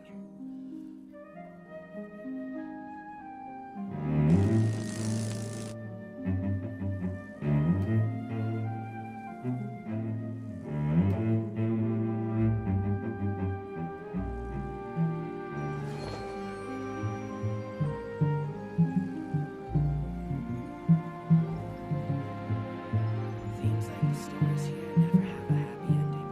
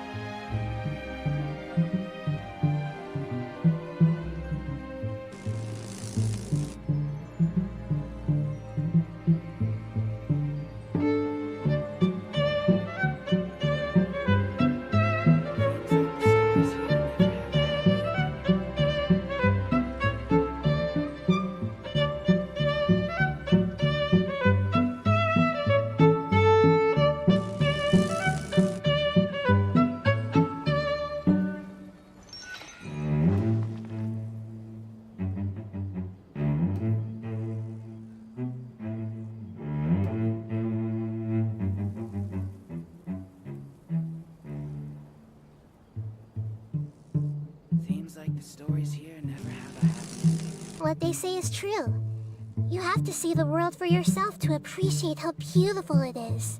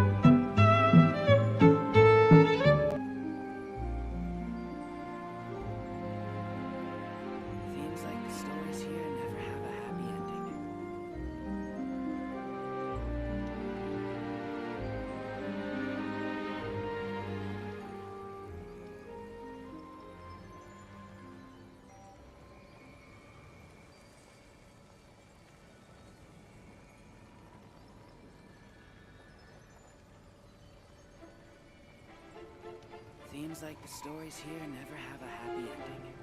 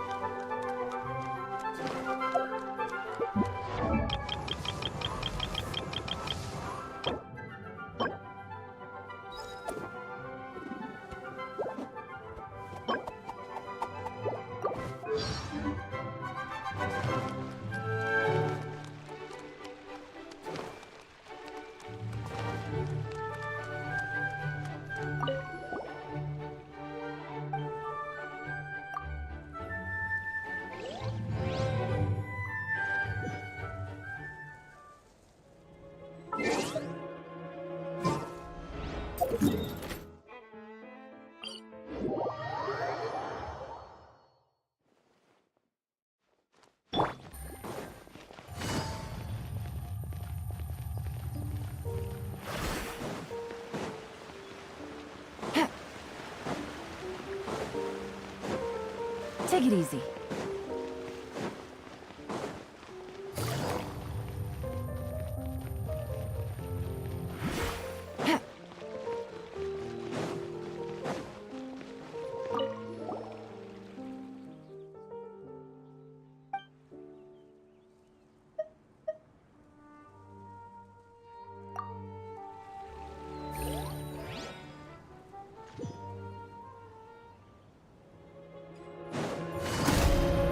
Gotcha.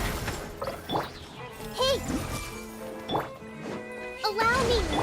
Dissipate! I'll settle this! Here comes the catch. Make yourself a move!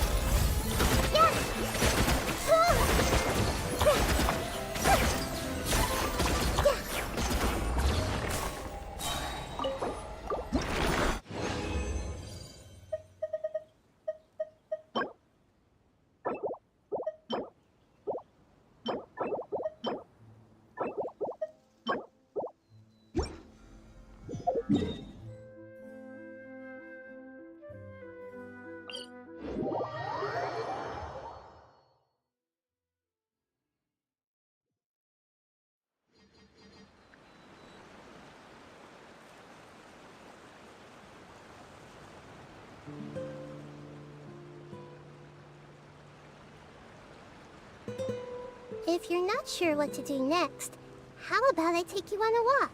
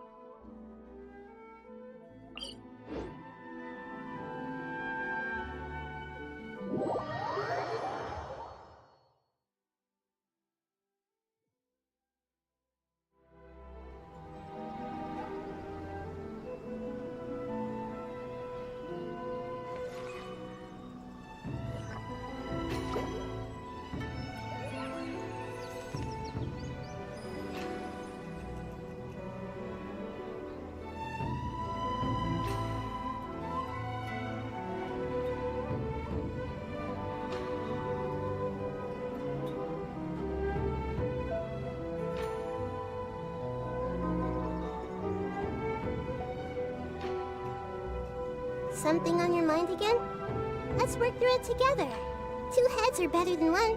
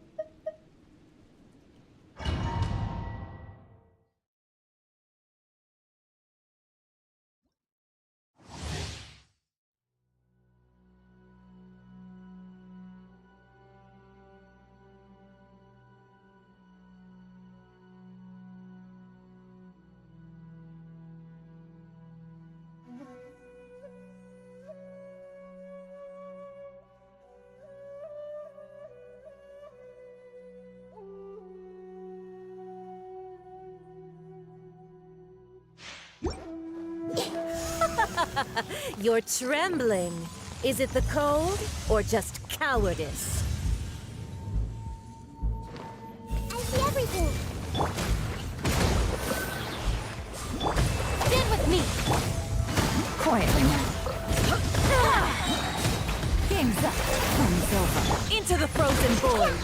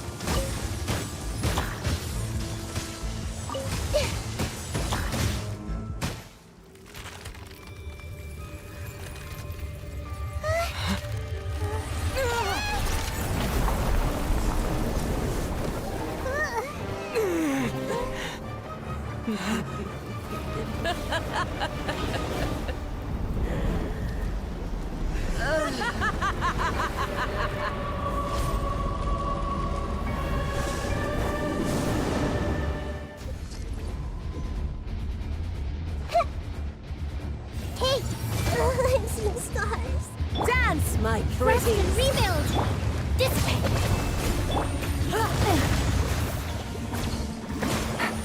Yeah! The Temple of Wisdom! Covenant of the Deep! Embrace your searing reckoning!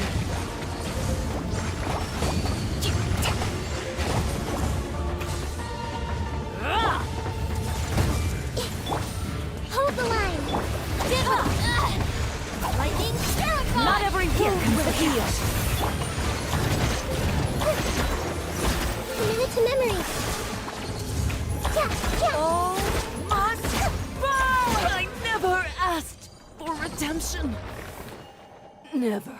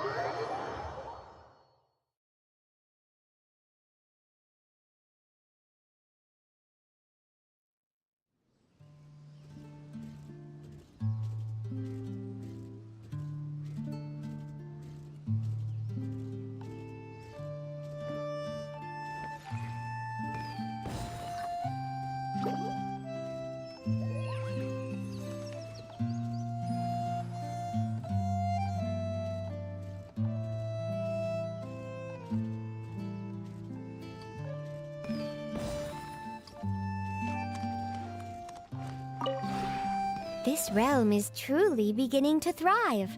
I cannot help but be stirred.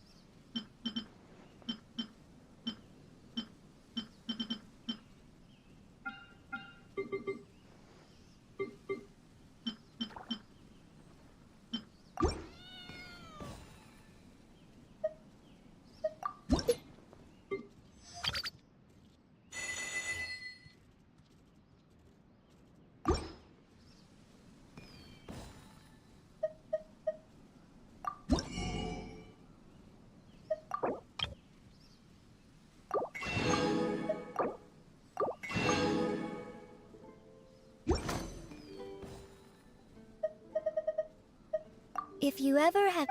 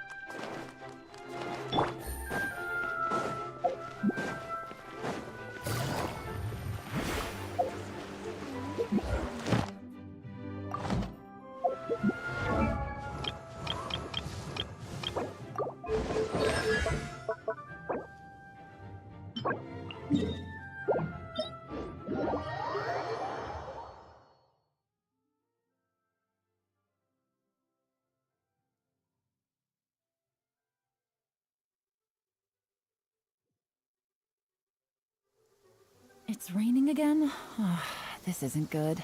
If the rain washes... My mind is completely...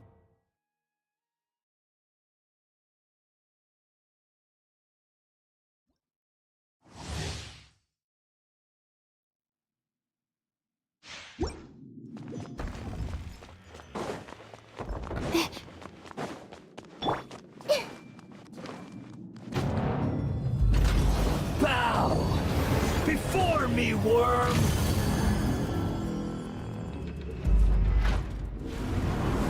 Churn!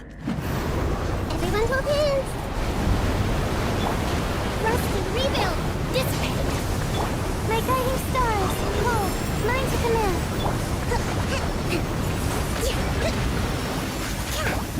Perish! Let's move out!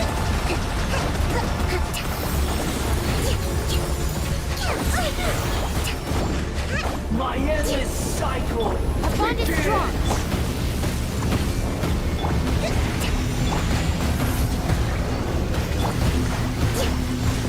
Let's move out!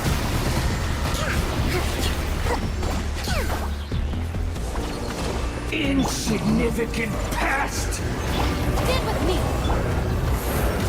Stars, shine for me!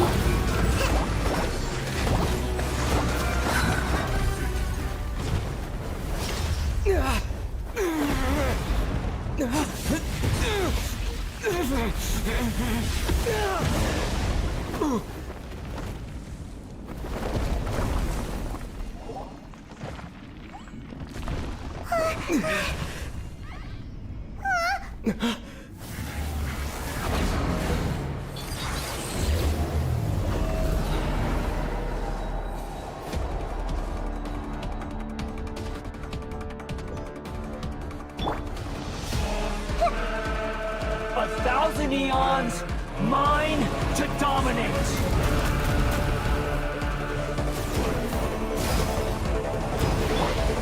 Burn to oblivion!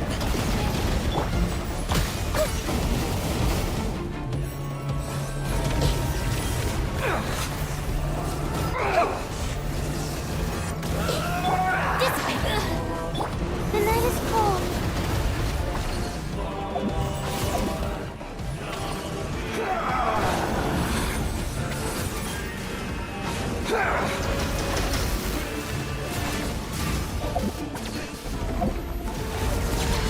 Kneel!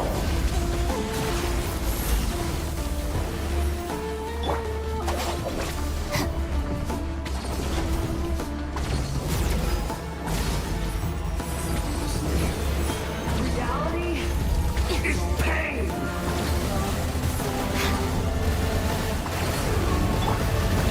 My guiding stars.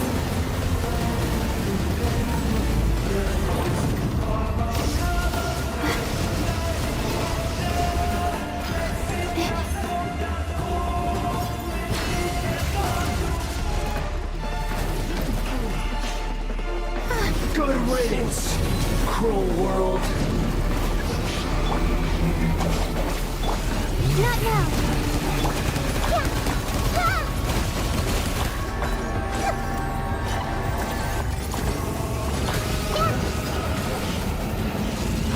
Yeah.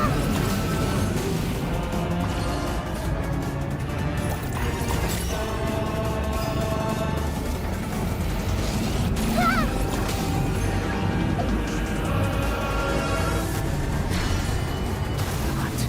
Possible.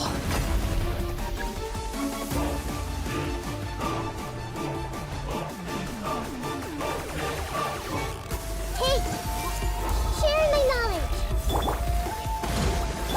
Our bond is strong. Out of my way. Tori, bring refuge!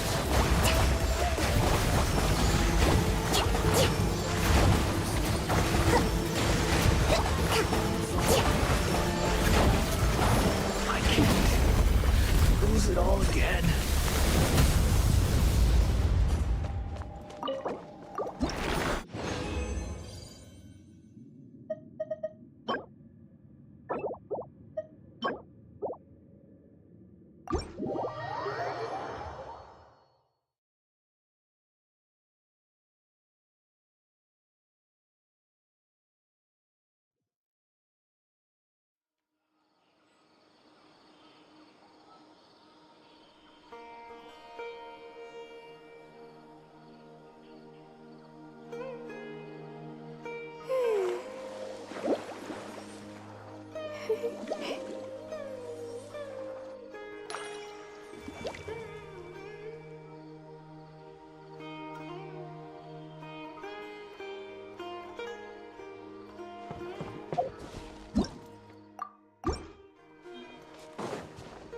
Let's move out.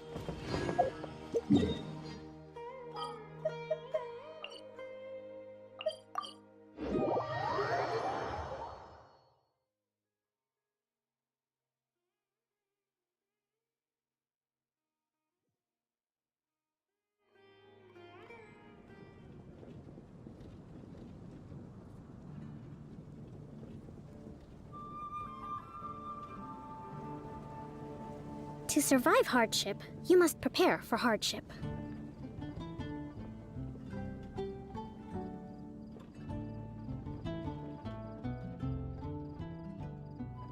Did you hear what happened? The academia? The academia. Ugh, what happened this time?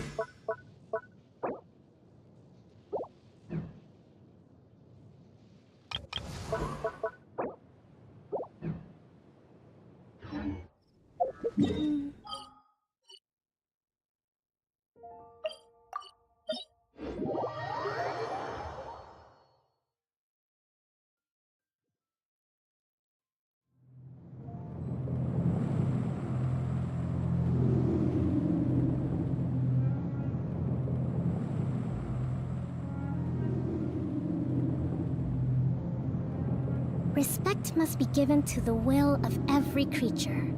Each fish in the ocean swims in its own direction.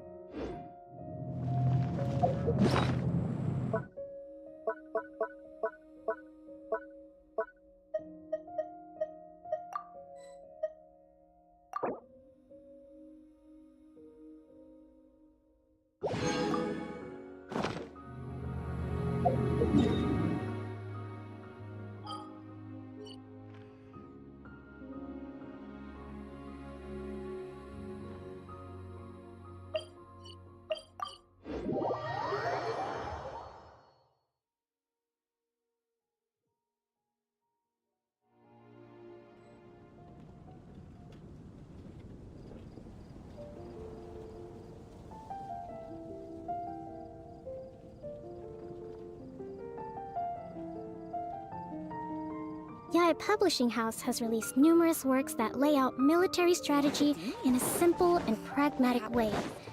Those are my favorite.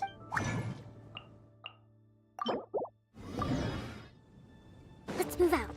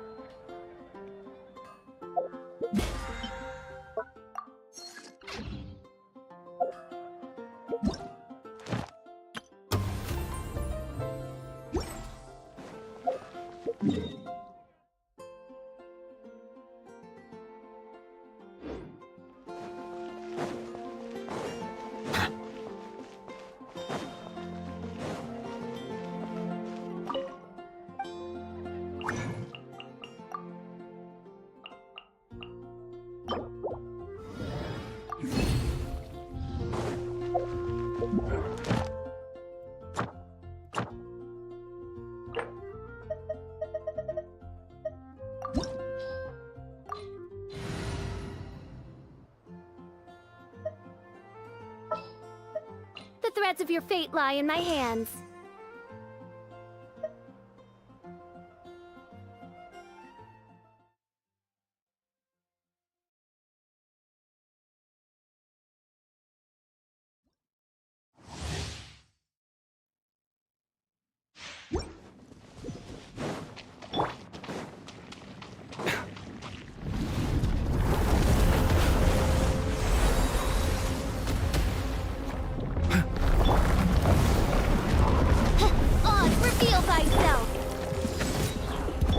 Bow your head. The tides beckon.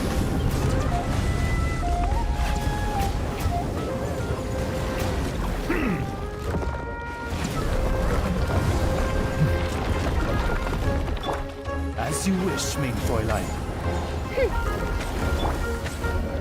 Power of the desert python! Settle down!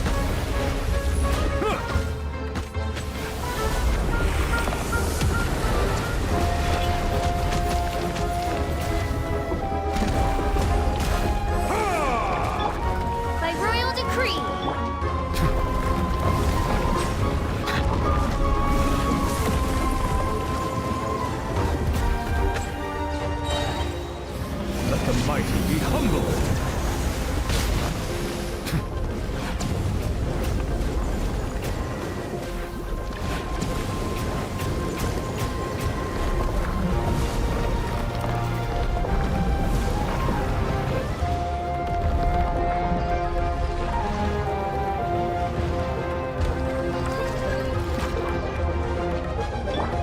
To ashes! Bow your head.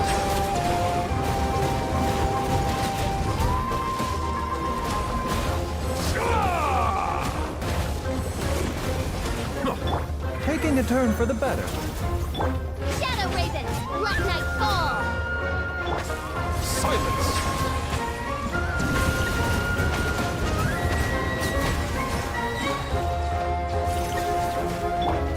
Oz, reveal thyself! The tides beckon.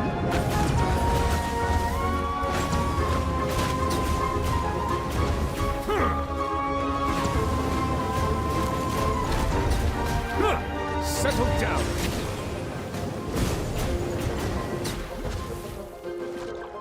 As you wish, main Fräulein.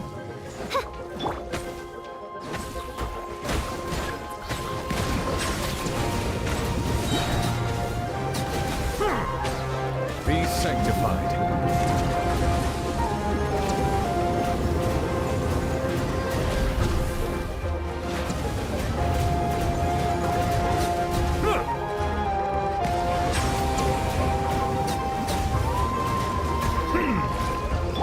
Eyes on me!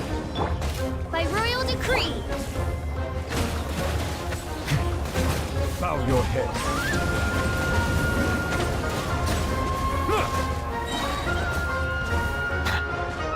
The tides beckon.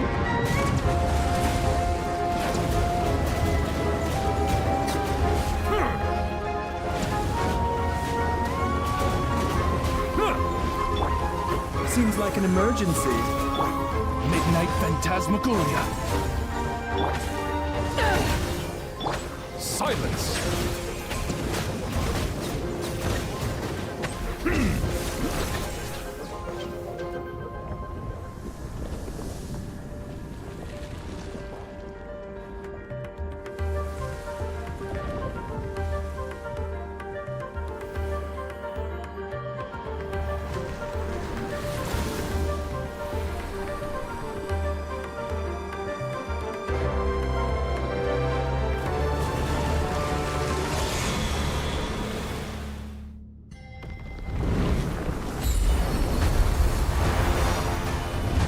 Justice is blindsided.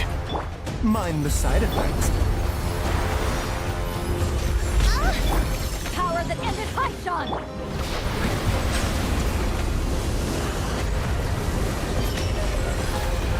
Be sanctified.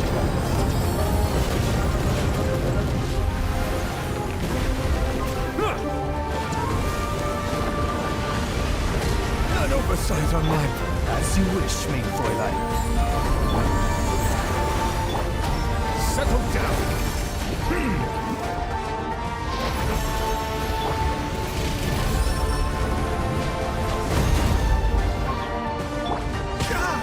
The statue was seen! Bow your head.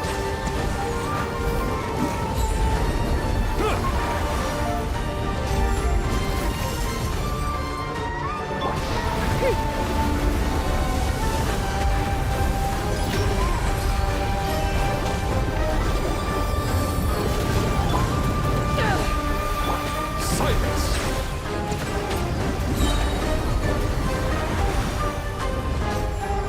The tides beckon.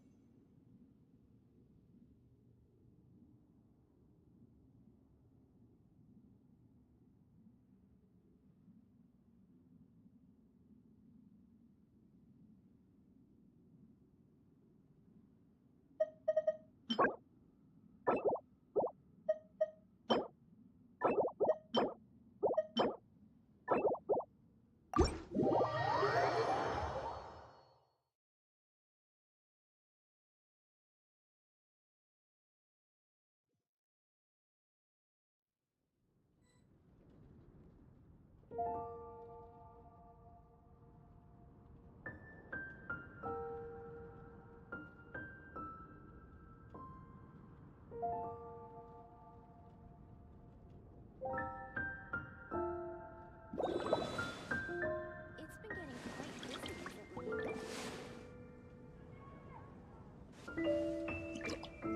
Haven't you heard? The neighbor There's a used to strange know wanderer has in the the most woods passwords and all of that.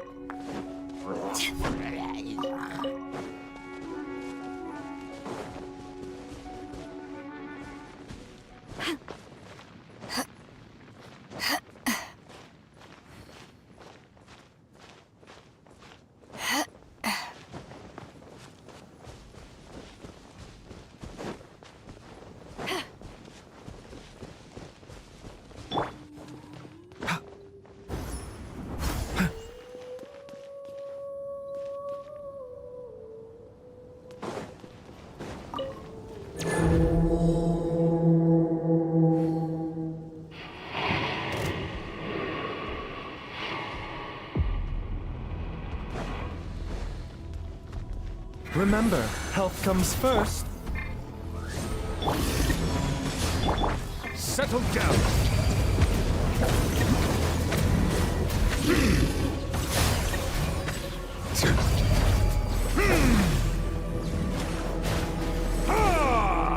Bow your head.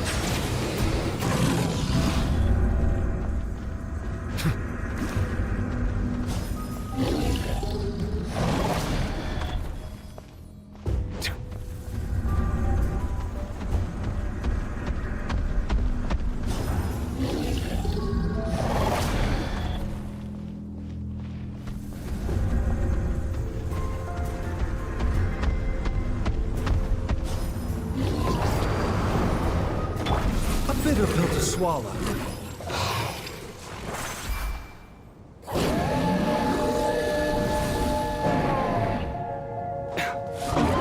Mind the side effects.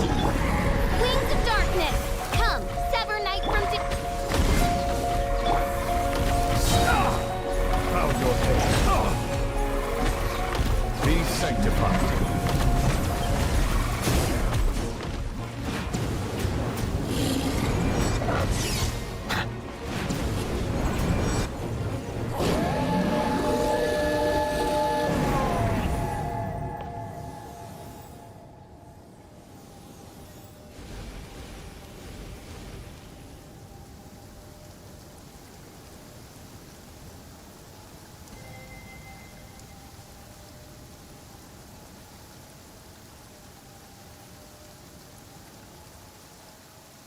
Melusines are beautiful creatures.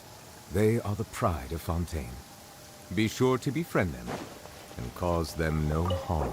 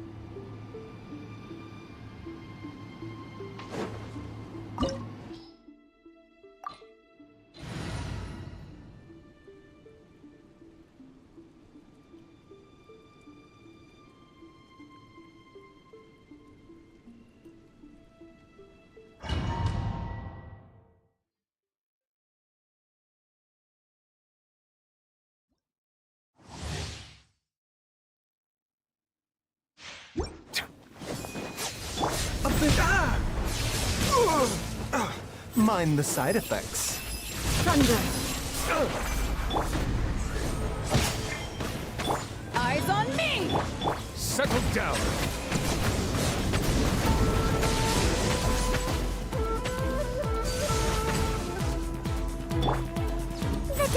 Illusions are but distractions. Seems like an emergency.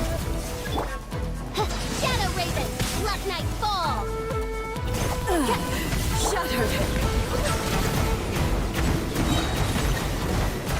The tides beckon. Thunder!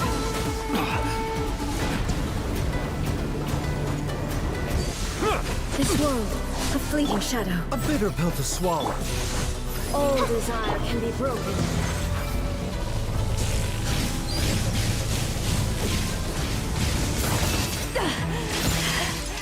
So that's a kick. This body is eternal. Ruin follows my blade.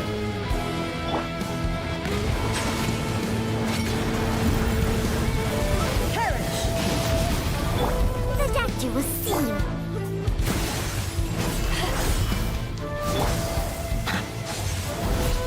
Oversight on my part. Bow your head. Witness the final calamity!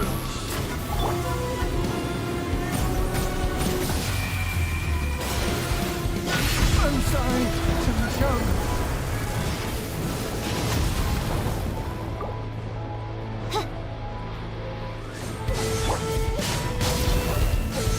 Ruin follows my blade!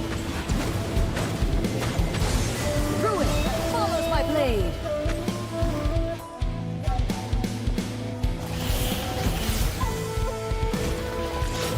Eternity is in my hands! Settle down.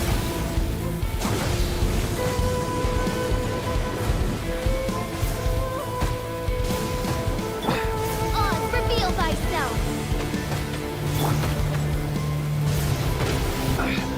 A silence fills the air.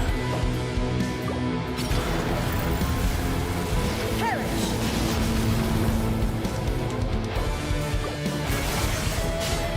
Crew, that silver.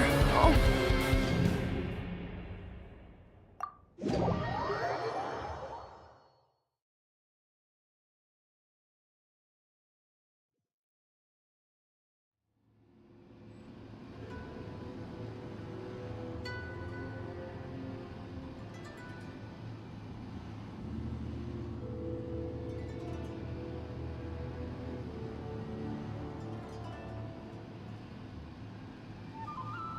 If you ever want...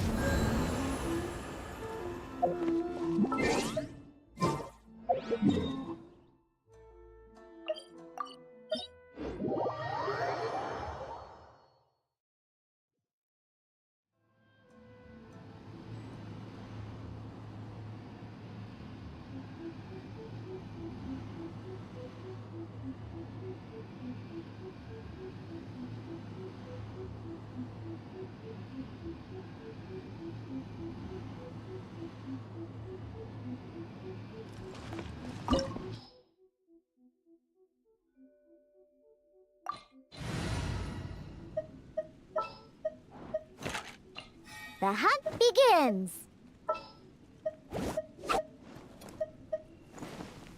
My mind is completely blank.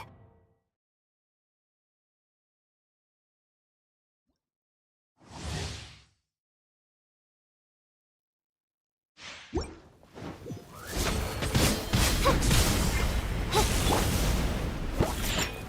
at you, Boozle! Just a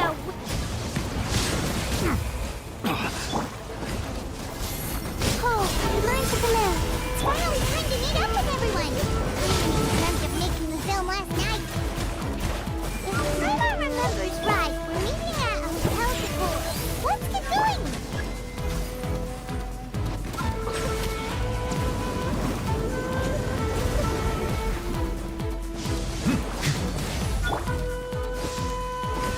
Strike By dead. royal decree!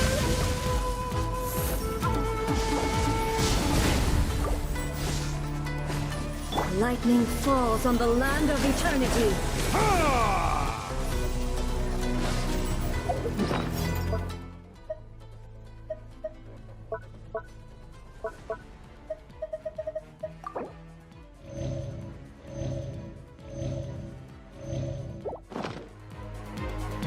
Settle down.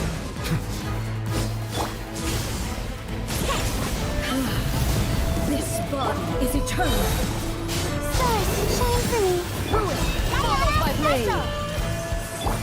Odds revealed thyself! Bow your head. Perish.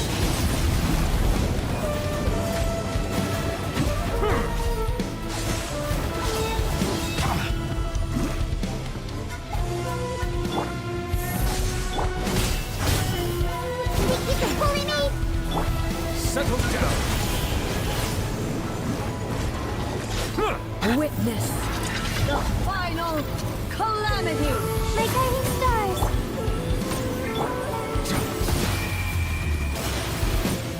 I see the temperate waters of eons past.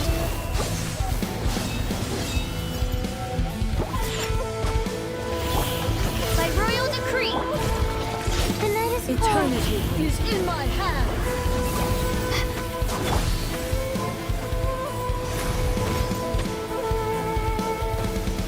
Can't keep my eyes open. Huh? Not now.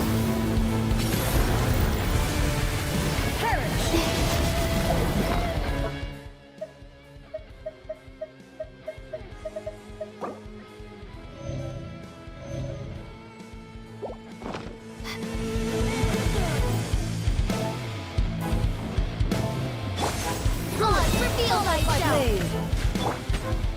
The night is cold.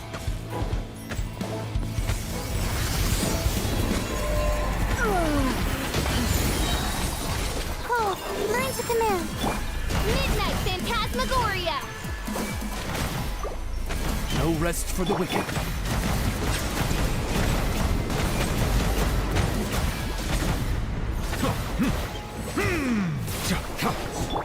Not now. Lightning, obey me. Bow your head. Thunder, This world, a fleeting shadow. Against the rule, the night is cold. Illusions are but distractions. Settle down.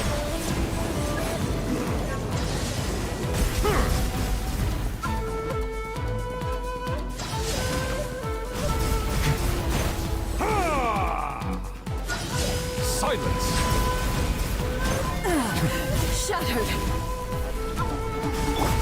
By royal decree, not now. Your verdict is decided. Thunder. Let the mighty be humbled. Lightning does not bend to the will of mortals. So sleepy. This body is eternal. Purge all obstacles. Justice is blindsided. Perish. Inferior.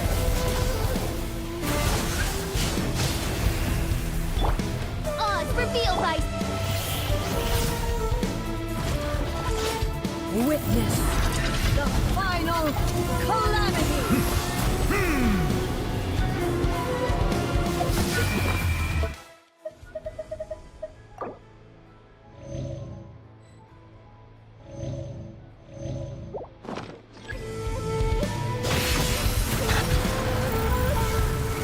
Perish. Bow your head.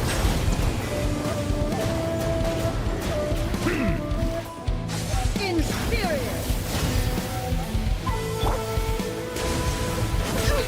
insubordination. Silence. Eternity is in my hands.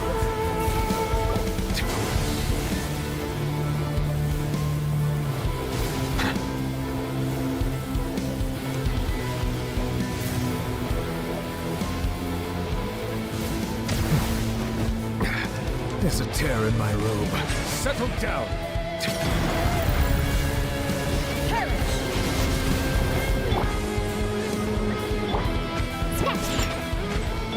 Inferior. Silence.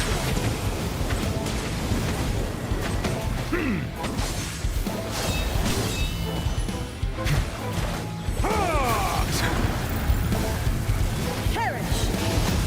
Settle down.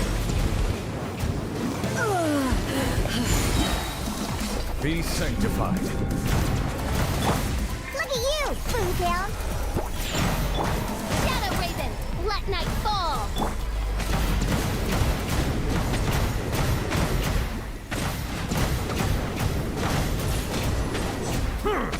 Lightning, obey An me. oversight on my part. Your verdict is decided.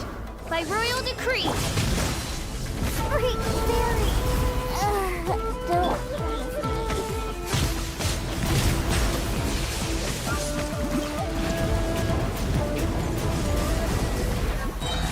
Illusions Let the are but mighty be distractions. humbled.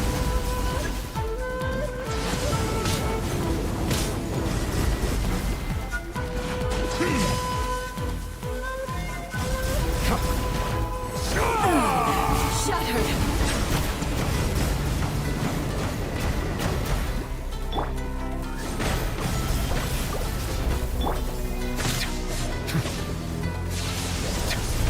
Settle down. Your verdict is decided. As you wish, Lady Fräulein. This body is eternal. Inferior. Silence. There is no escape.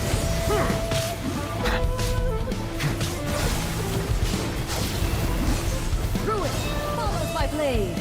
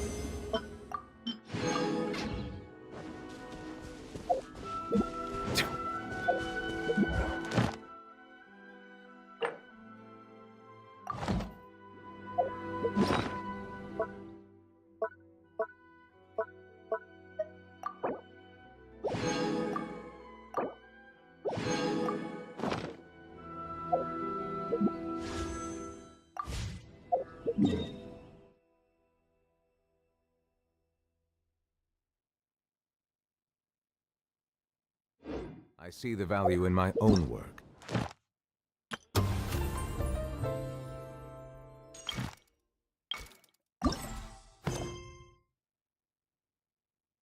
But I also see the meaning in all the endeavors of the people.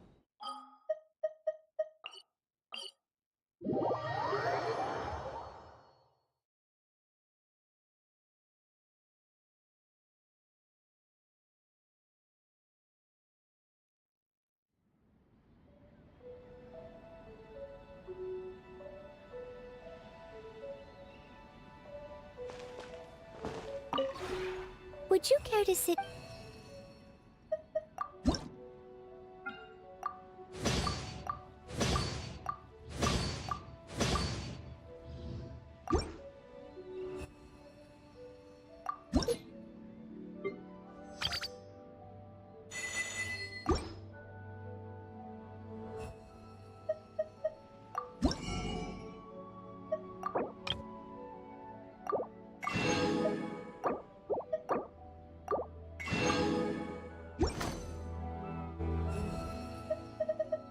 If you ever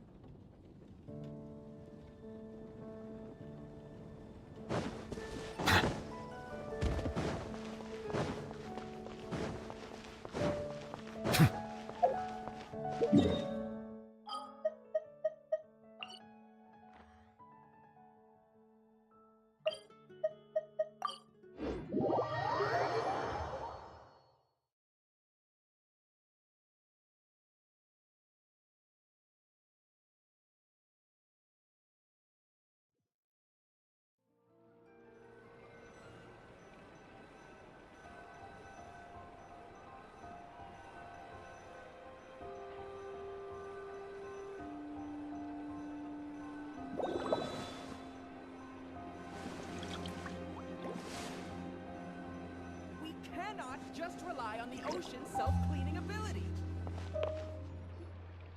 Ayaka, Yoimiya, you're already here!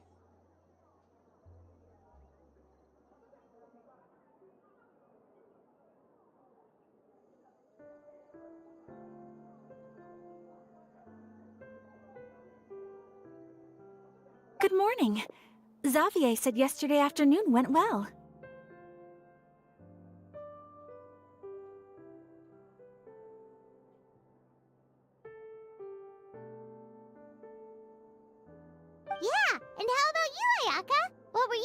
yesterday.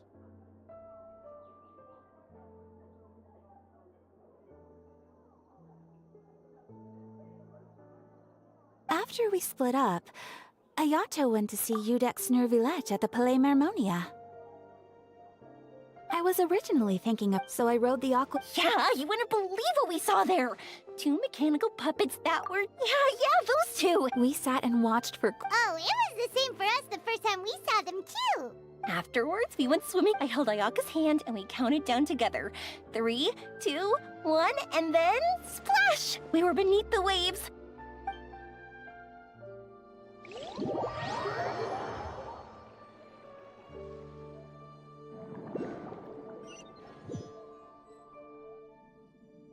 At first, I didn't dare to open my mouth.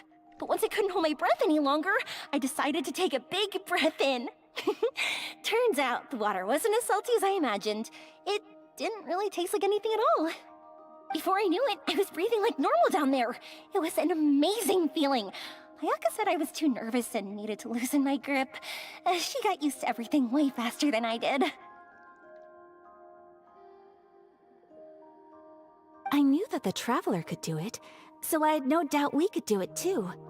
That helped me feel at ease as soon as we dove in. The underwater world in Fontaine truly is beautiful. I love seeing the Romaritime flowers blossoming on— Yeah, and there were so many creatures that we've never seen any— like those fish that shimmer like a sword blade. Whoosh! Oh, and those big fish that call when they see people. Oh, you mean hunters rays and blubber beasts! I just love the name Blubber Beast. Just wait till Pops and the others hear about this. They probably won't believe a word I say.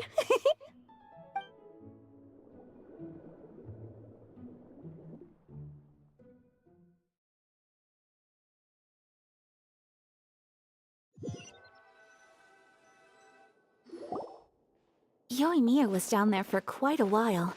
It was dark before we finally rode the aquabus back to the city. I figured she'd want to sleep in today.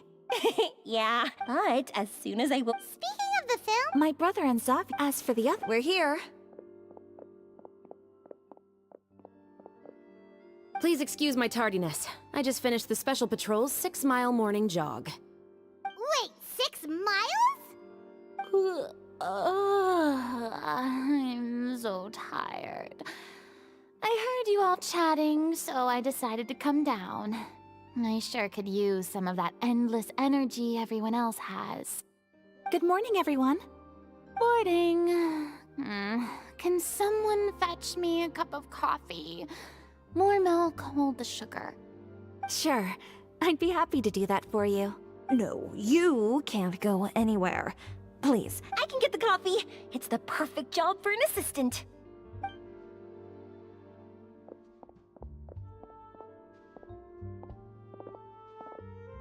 So much energy. Seriously, what's her secret? Oh, Yoimiya's always like that. But you sure look exhausted, Farina. It's because you're not used to waking up so early, huh? Of course not. I spent the whole night reading the novel from cover to cover, marking sections that either need to be omitted or adapted. Wow, Paimon didn't expect you to be so thorough. Well, I was the biggest star in all of Fontaine after all. It takes more than just a pretty face to earn a reputation like that. I know how to get serious when the situation calls for it. I went all out when I was acting as an Archon, so why wouldn't I do the same for my own life?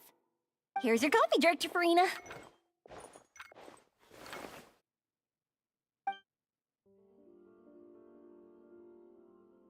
Oh, thank you. The sound of being called director and the aroma of coffee feels almost as refreshing as hearing the birds chirping in the morning. Ah, it seems everyone has managed. We've reached an agreement with the restaurant owner. We are free to use the second floor to shoot our film. Really? That's great! He is really looking forward to our film, and hopes that providing his restaurant as a filming location will attract more customers. Well then, Mr. Xavier. Okay, thanks. First, I'd like to introduce our new members. This is our prop manager, Veronique. And this is Beidou, our lighting technician. He'll be in Wow. Sure feels like we have some. First of all, please allow me to first express my sincerest gratitude to everyone. When my investor informed me yesterday that he wouldn't be able to provide the funds, I really thought that this was the nail in the coffin for this film. I had no idea that I'd find so many people willing to help me on such short notice. Thank you. Thank you all from the bottom of my heart. No need to be so cordial, Mr. Xavier. We're all honored to be a part of this. Your works made a profound impression on me when I saw them back. I am sure that some. Yes, the story is the. Anyway, I would like to make a promise to everyone that as the producer of this film, I'll do whatever I can to ensure that everything goes as smoothly as possible. This is not just my film. It also embodies the thoughts and feelings of every person here, as well as the endless effort we are about to pour into it. So, without further ado, The Two Musketeers will officially begin filming now! You may take it from here, Director Farina. All right. Listen up, everyone. The first scene takes place. Whoa. Seems Farina's really kicking things into gear as the director. Is everyone clear? I don't want anyone traipsing around the set like umbrella finches. All right. Cameras will start rolling as soon as the set is ready. Let's make a film that'll make some serious waves in Fontaine. Not the kind of waves that drown people. I mean, the good kind of waves. Seems like she's still a bit traumatized by that. Anyway, let's go see if there's anything we can do to help.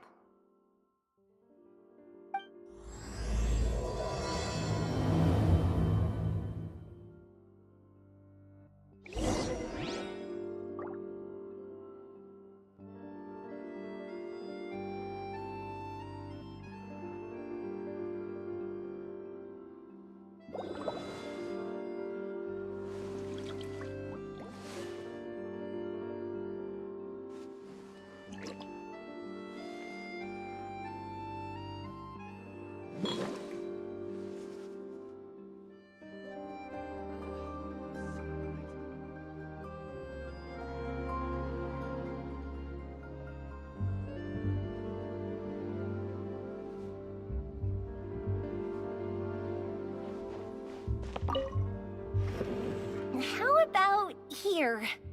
A little more. You got it. Hey, Yoimiya, do you need a... No, I'm fine.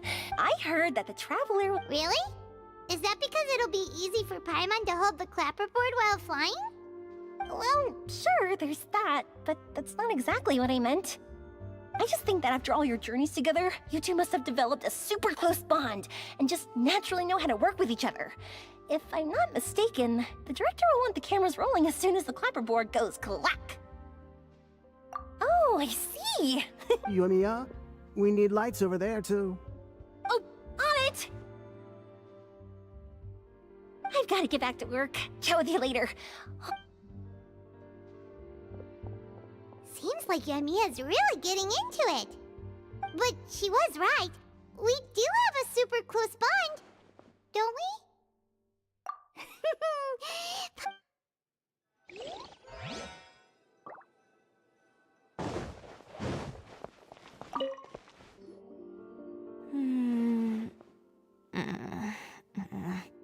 Ayaka has mentioned you to me before. She said that you two were great friends when you were kids. No talking. I'm thinking about how to do your eyeshadow. Ah, yes. To help me really look the part. To achieve a more young and naive look for this scene. Are you saying the wrinkles around my eyes are too deep? You just have too much of a count. You sure don't... Quiet.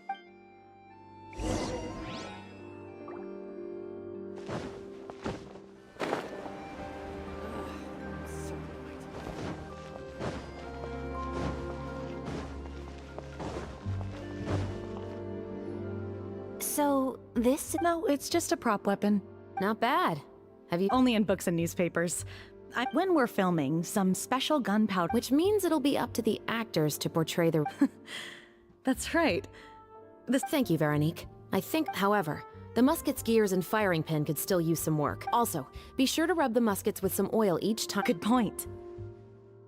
You seem to know a lot, Miss Chevres. Yes, I perform routine maintenance on my weapons every day. Just like we as people need to eat and sleep, muskets need to be cleaned and maintained.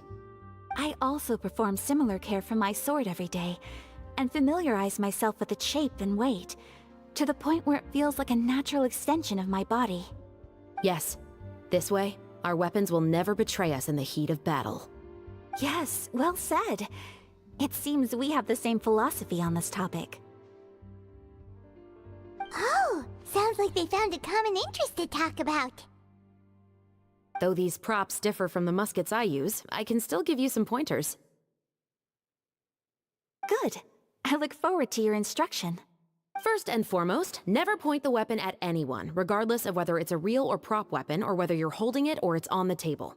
This holds for any time when you're not actively engaging an enemy. Okay, understood. When aiming the musket, extend your arm so that it's level with your shoulder, and use your eye to look down the weapon's sights. Like this? Not bad. Now, try say...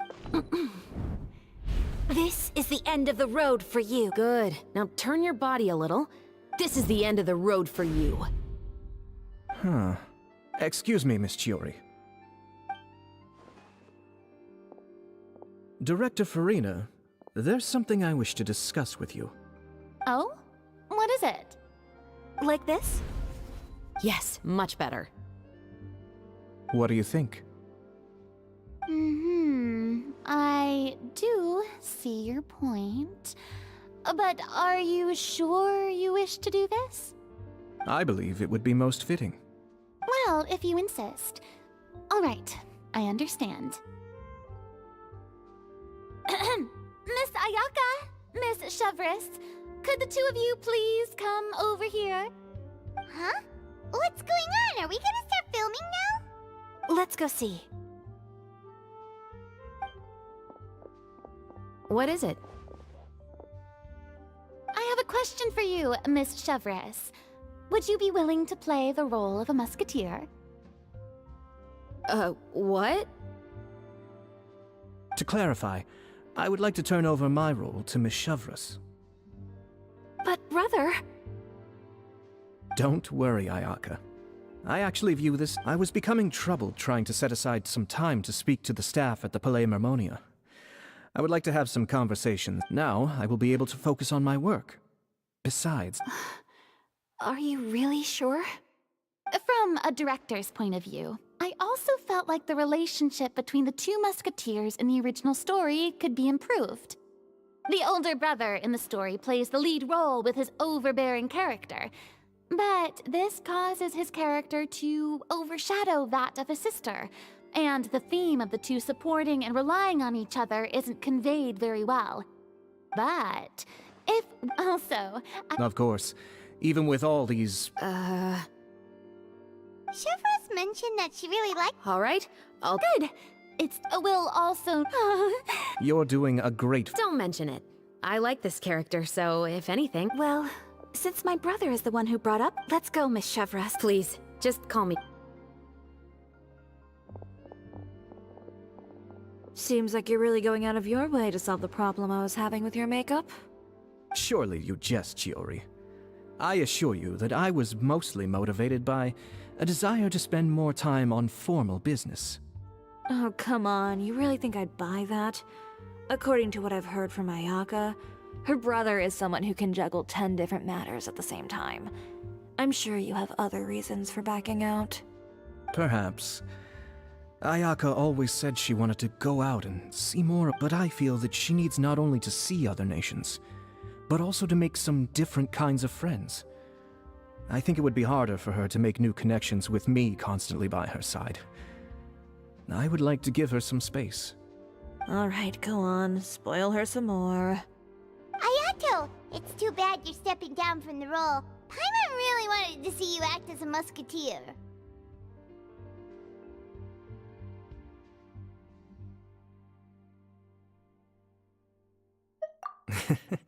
No need. It's a little hard for Paimon to imagine you saying those lines. Yes, I've made an appointment to meet some people from the Palais Mermonia. Now, I will have some more time to prepare. Traveler, get the camera ready. Paimon, get the clapperboard. Actors, to your positions. We're about to start shooting the first scene. Go on now. And please take good care of Ayaka. Yep, don't worry. Thank you. I look forward to seeing the film when it's finished. All right, now that we're all here, let me help set the scene for everyone. The first scene takes place when our two main characters are still living at the Baron's estate. They've been ostracized and verbally abused by others in the household, but they still have no idea why. We want to capture how naive and innocent they are, despite their pain. Chevris will be playing the role of the older sister, Tulip, and Ayaka. Silence on the set! Lights! Let's go! Tulip! Perhaps Iris, Tulip! I'm home! Mother! You were out for so long, we were beginning to worry about you. I'm sorry, but I'm back now, safe and sound. Mother, what are those bruises on your hand? Huh? What bruises? But I didn't notice. Then perhaps... By the way, did you have fun playing at home? What's the matter, Iris? Well... They even took Iris's doll. And they even called us names. He said we were... Shh. It's all right. Don't worry. Girls, listen to me.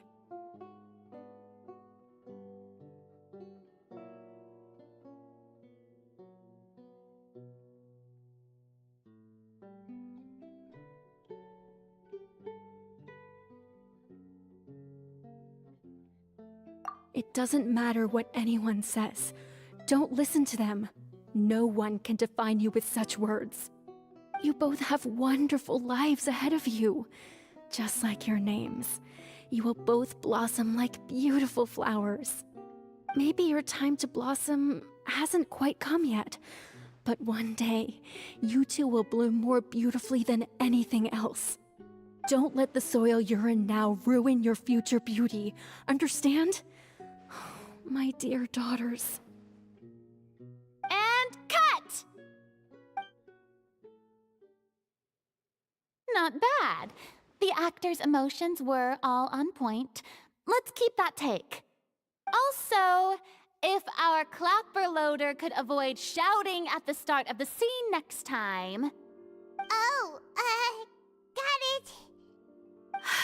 Great. I felt fine. The lines weren't... You two were great. I couldn't tell it was your first... Thank you for your encouragement. Positions, everyone! We'll move on to the next scene.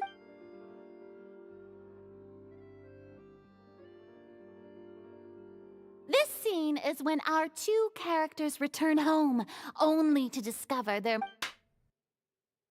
Mother, we're back! Mother?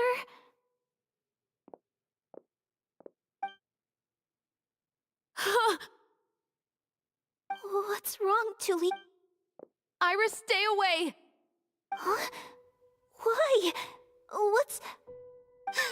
Mother! Mother... She... Huh? There's poison in this cup. Huh? I could have sworn... Those aristocrats.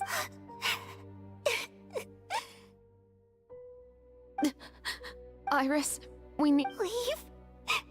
But now that Mother is... Anywhere. All I know... We'll have our revenge, I promise you. Just not right now.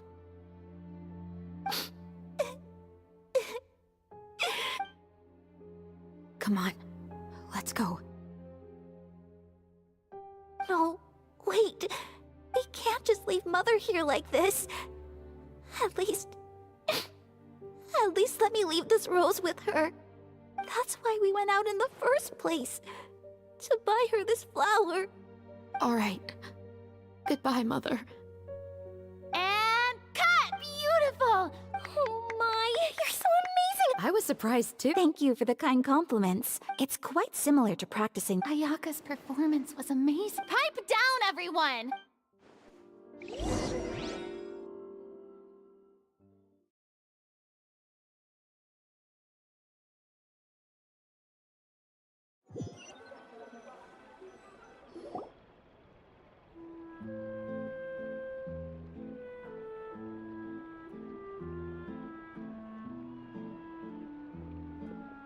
Huh?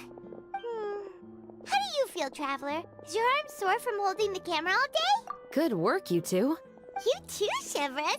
You were quite the actress today. I've read this novel many times before. Anyway, do you remember my... Oh, right! You have a case where the murderers see... In the story, the main characters grow up to become two musketeers, always using their guns to carry out their revenge. And on each of the victims, they'd place a rainbow Yes, that's correct. We found rainbow roses just like in the novel. Seems like you're connecting the dots now. Oh, that does sound pretty concerning. Especially after seeing the script today. Ooh, now Paimon can't stop wondering what kind of ulterior motive the murderer might have. What do you think, Traveler? Good. On behalf of Fontaine's special security and... There's no time to lose. We should start investigating. Huh? Right now? The most valuable intel always comes after nightfall. That's how one of my favorite books always puts it, at least. So, where are we going right now? What?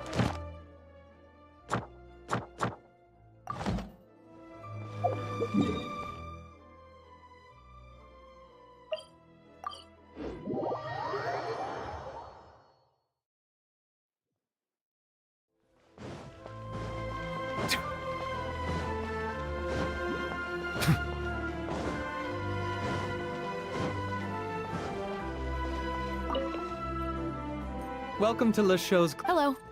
Special components. Sorry, could you be more specific? I mean the kind of components that aren't typically used for clockwork toys, but for firearms. Huh? For firearms? Don't misunderstand. Well, to be completely honest... Has anyone ever purchased components here as an individual rather than on behalf of an organization? We have a lot of customers who buy toys, but those who buy components are all regular customers who buy in bulk on behalf of their organization. Is that so? I understand. You're welcome. It's the least I can do.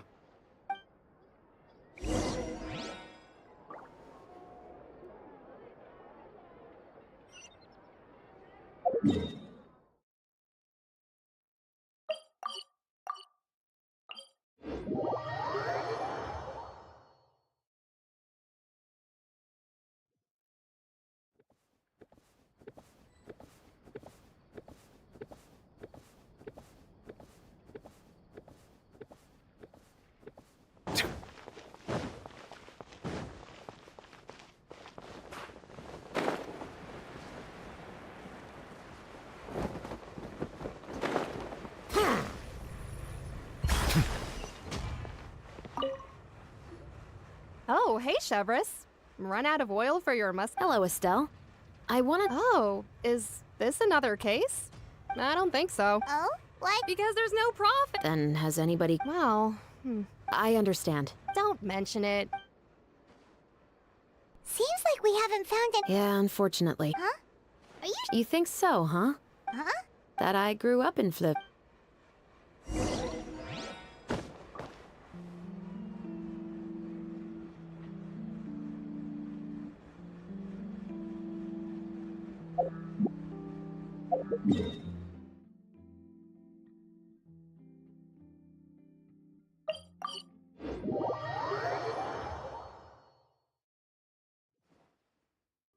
Water comes in many flavors to the discerning palate. Mondstadt's water is crisp and pure, while water from Liyue has an enduring aftertaste. In Inazuma, The water possesses a depth of flavor unlike any other. Sumeru's water, meanwhile, has a rich and complex flavor profile, but it must be savored patiently to fully appreciate it.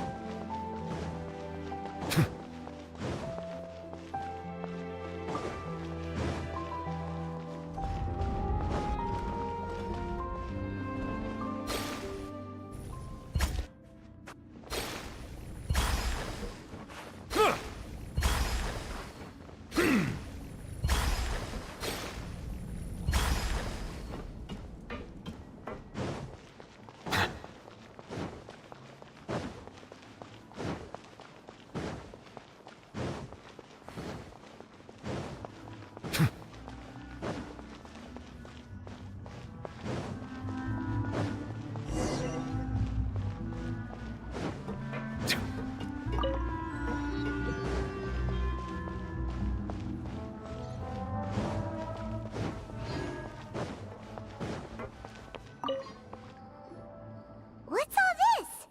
Some broken planks and barrels, as well as some liquor bottles? Yes, but have a... Even though somebody is purpose... In other words, your guess is as good as mine. Anyway, let's go. There might be more to this.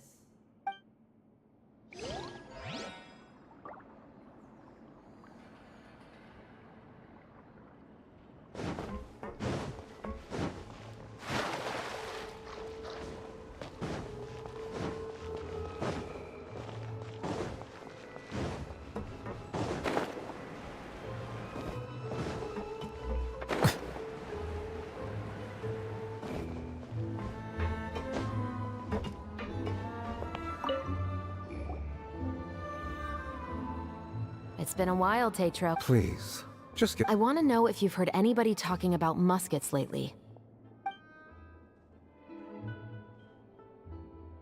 Information isn't free, you know. I've heard that bandits have been extremely active in the countryside recently, and they've been affecting the delivery of goods to Poisson. I can allocate some more manpower to help out with that problem. What do you say? You're still as helpful as ever. One of our men got What's weird about that? He just forgot where he put it, right? This is Fleuve Cendre, my friend. Anything of that, but that gun turned out to be an exception. It didn't get any new wear and tear on it, and didn't even appear to have been fired. We were quite mystified as to... I suspect it came back because the weapon was already... You mean... I didn't say anything. In Fleuve Cendre, no, it's the guy living in the east... So, who was the one who... Don't bother. He's right. I know you grew up here, Chevres. Even though you're on good terms with the Spina, you've still been gone too long. Not many people know you here now, and a lot of people don't like the Special Patrol. I know. So take my advice and don't show your face too much around here. It's for your own safety. I'll come and go as I please, and I'm afraid I'll be appearing more often due to my work. All right. Don't say I didn't warn you.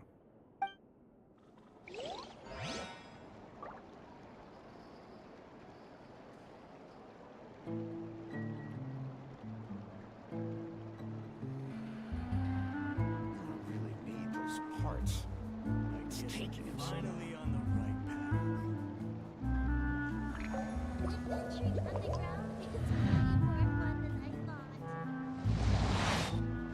Just say what you mean. No problems. People really need to go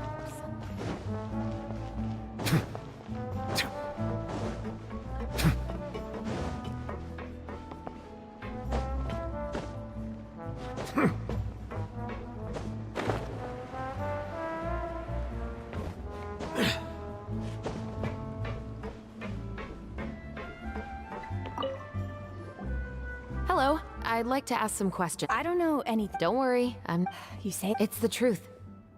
Here, take this as my... Wait, did Paimon just see what she thinks she saw? Is the captain of the Special Patrol... Seems you're different from the... What do you want to know? Have you heard anything related to... Muskets, huh? All I know is that about 2 weeks ago, we started hearing some loud noises at night. So loud that it's been waking me up. Were they gunshots? Possibly. It's hard to tell around here. Someone's house collapsing, a pipe exploding somewhere, it's all the same. But the noises I'm talking about definitely happened after I fell asleep. Do you know where the noises were coming? I don't remember. You tell me. Then please. She's giving her even more Mora! The noises came from the end of the Southern Waterway. I came out and had a look for myself when I wasn't sleeping well, but I didn't dare get too close. That's all I know. All right, I'll take your word for it. Thanks for the pâte de fruits.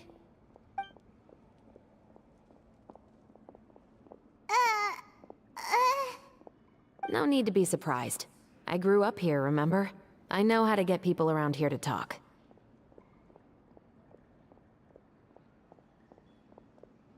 Seems you catch on pretty quick. Now then, let's keep going. Seems like that's all we'll be able to uncover for today. Paimon feels like we managed to learn a lot more here than up on the surface. Yes.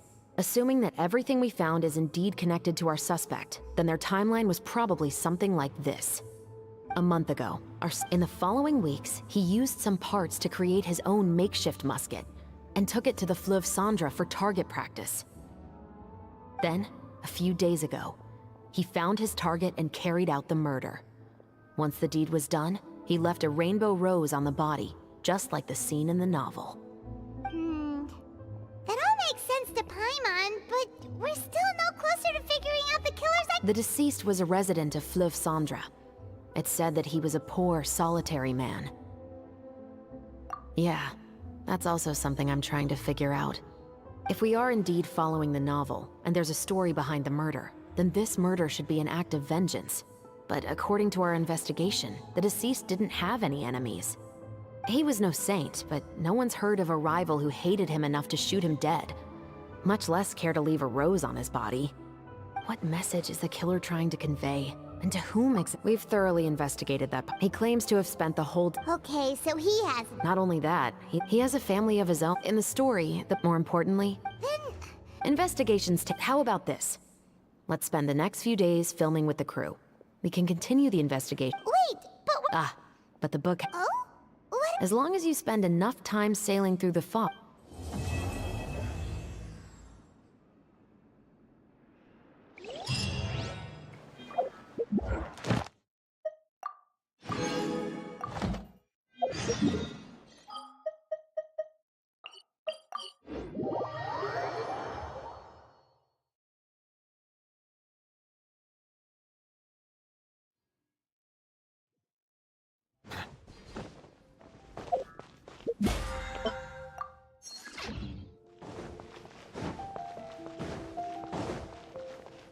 Ad Astra. Thank you for Ad Astra.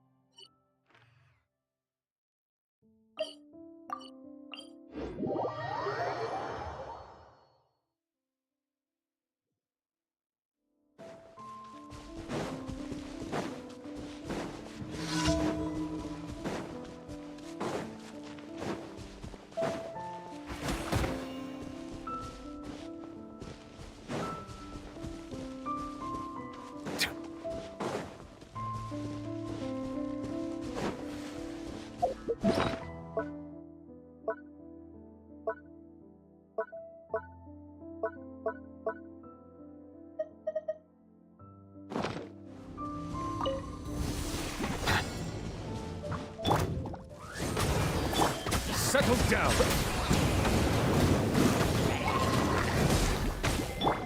Think you can bully me?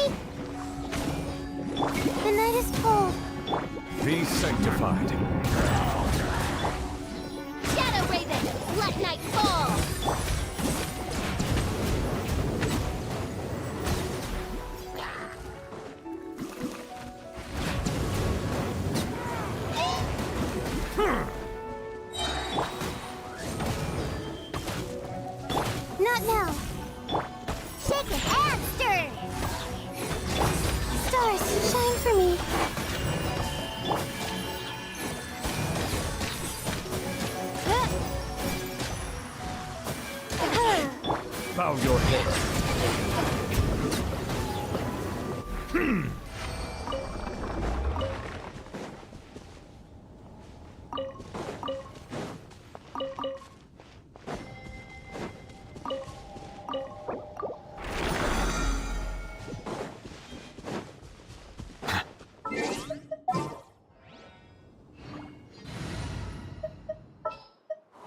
Time for a house call.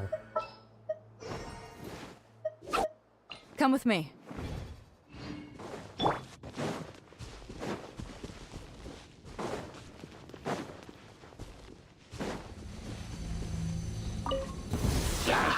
Mind the side effects. Odds revealed by... Silence!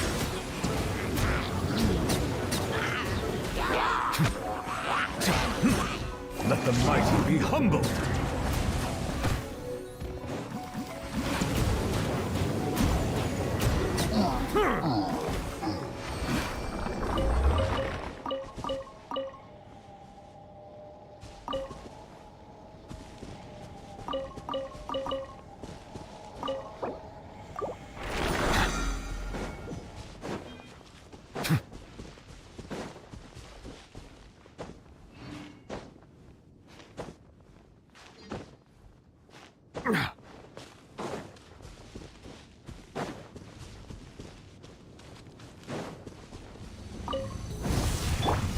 A bitter pill to swallow.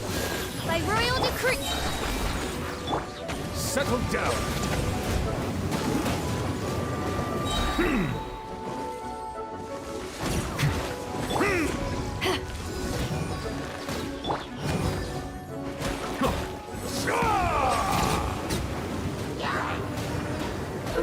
The tides beckon.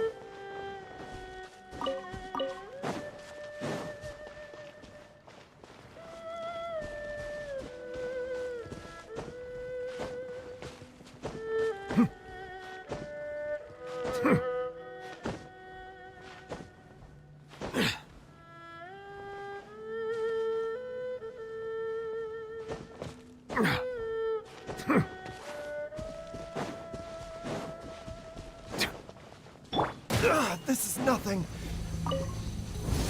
Taking a turn for the better. Odds revealed thyself.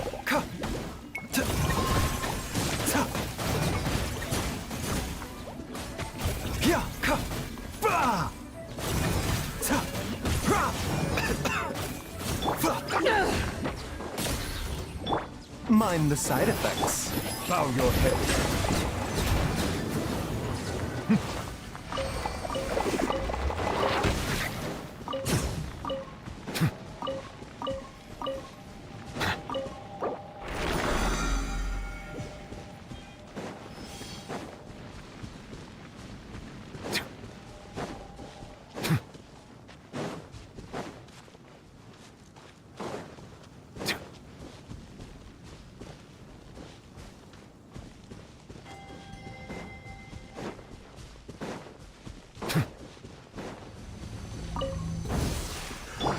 Bitter pill to swallow. By royal decree, power that ended Hunter. Silence! I become done the hunting. Be sanctified. Should replace my hammer.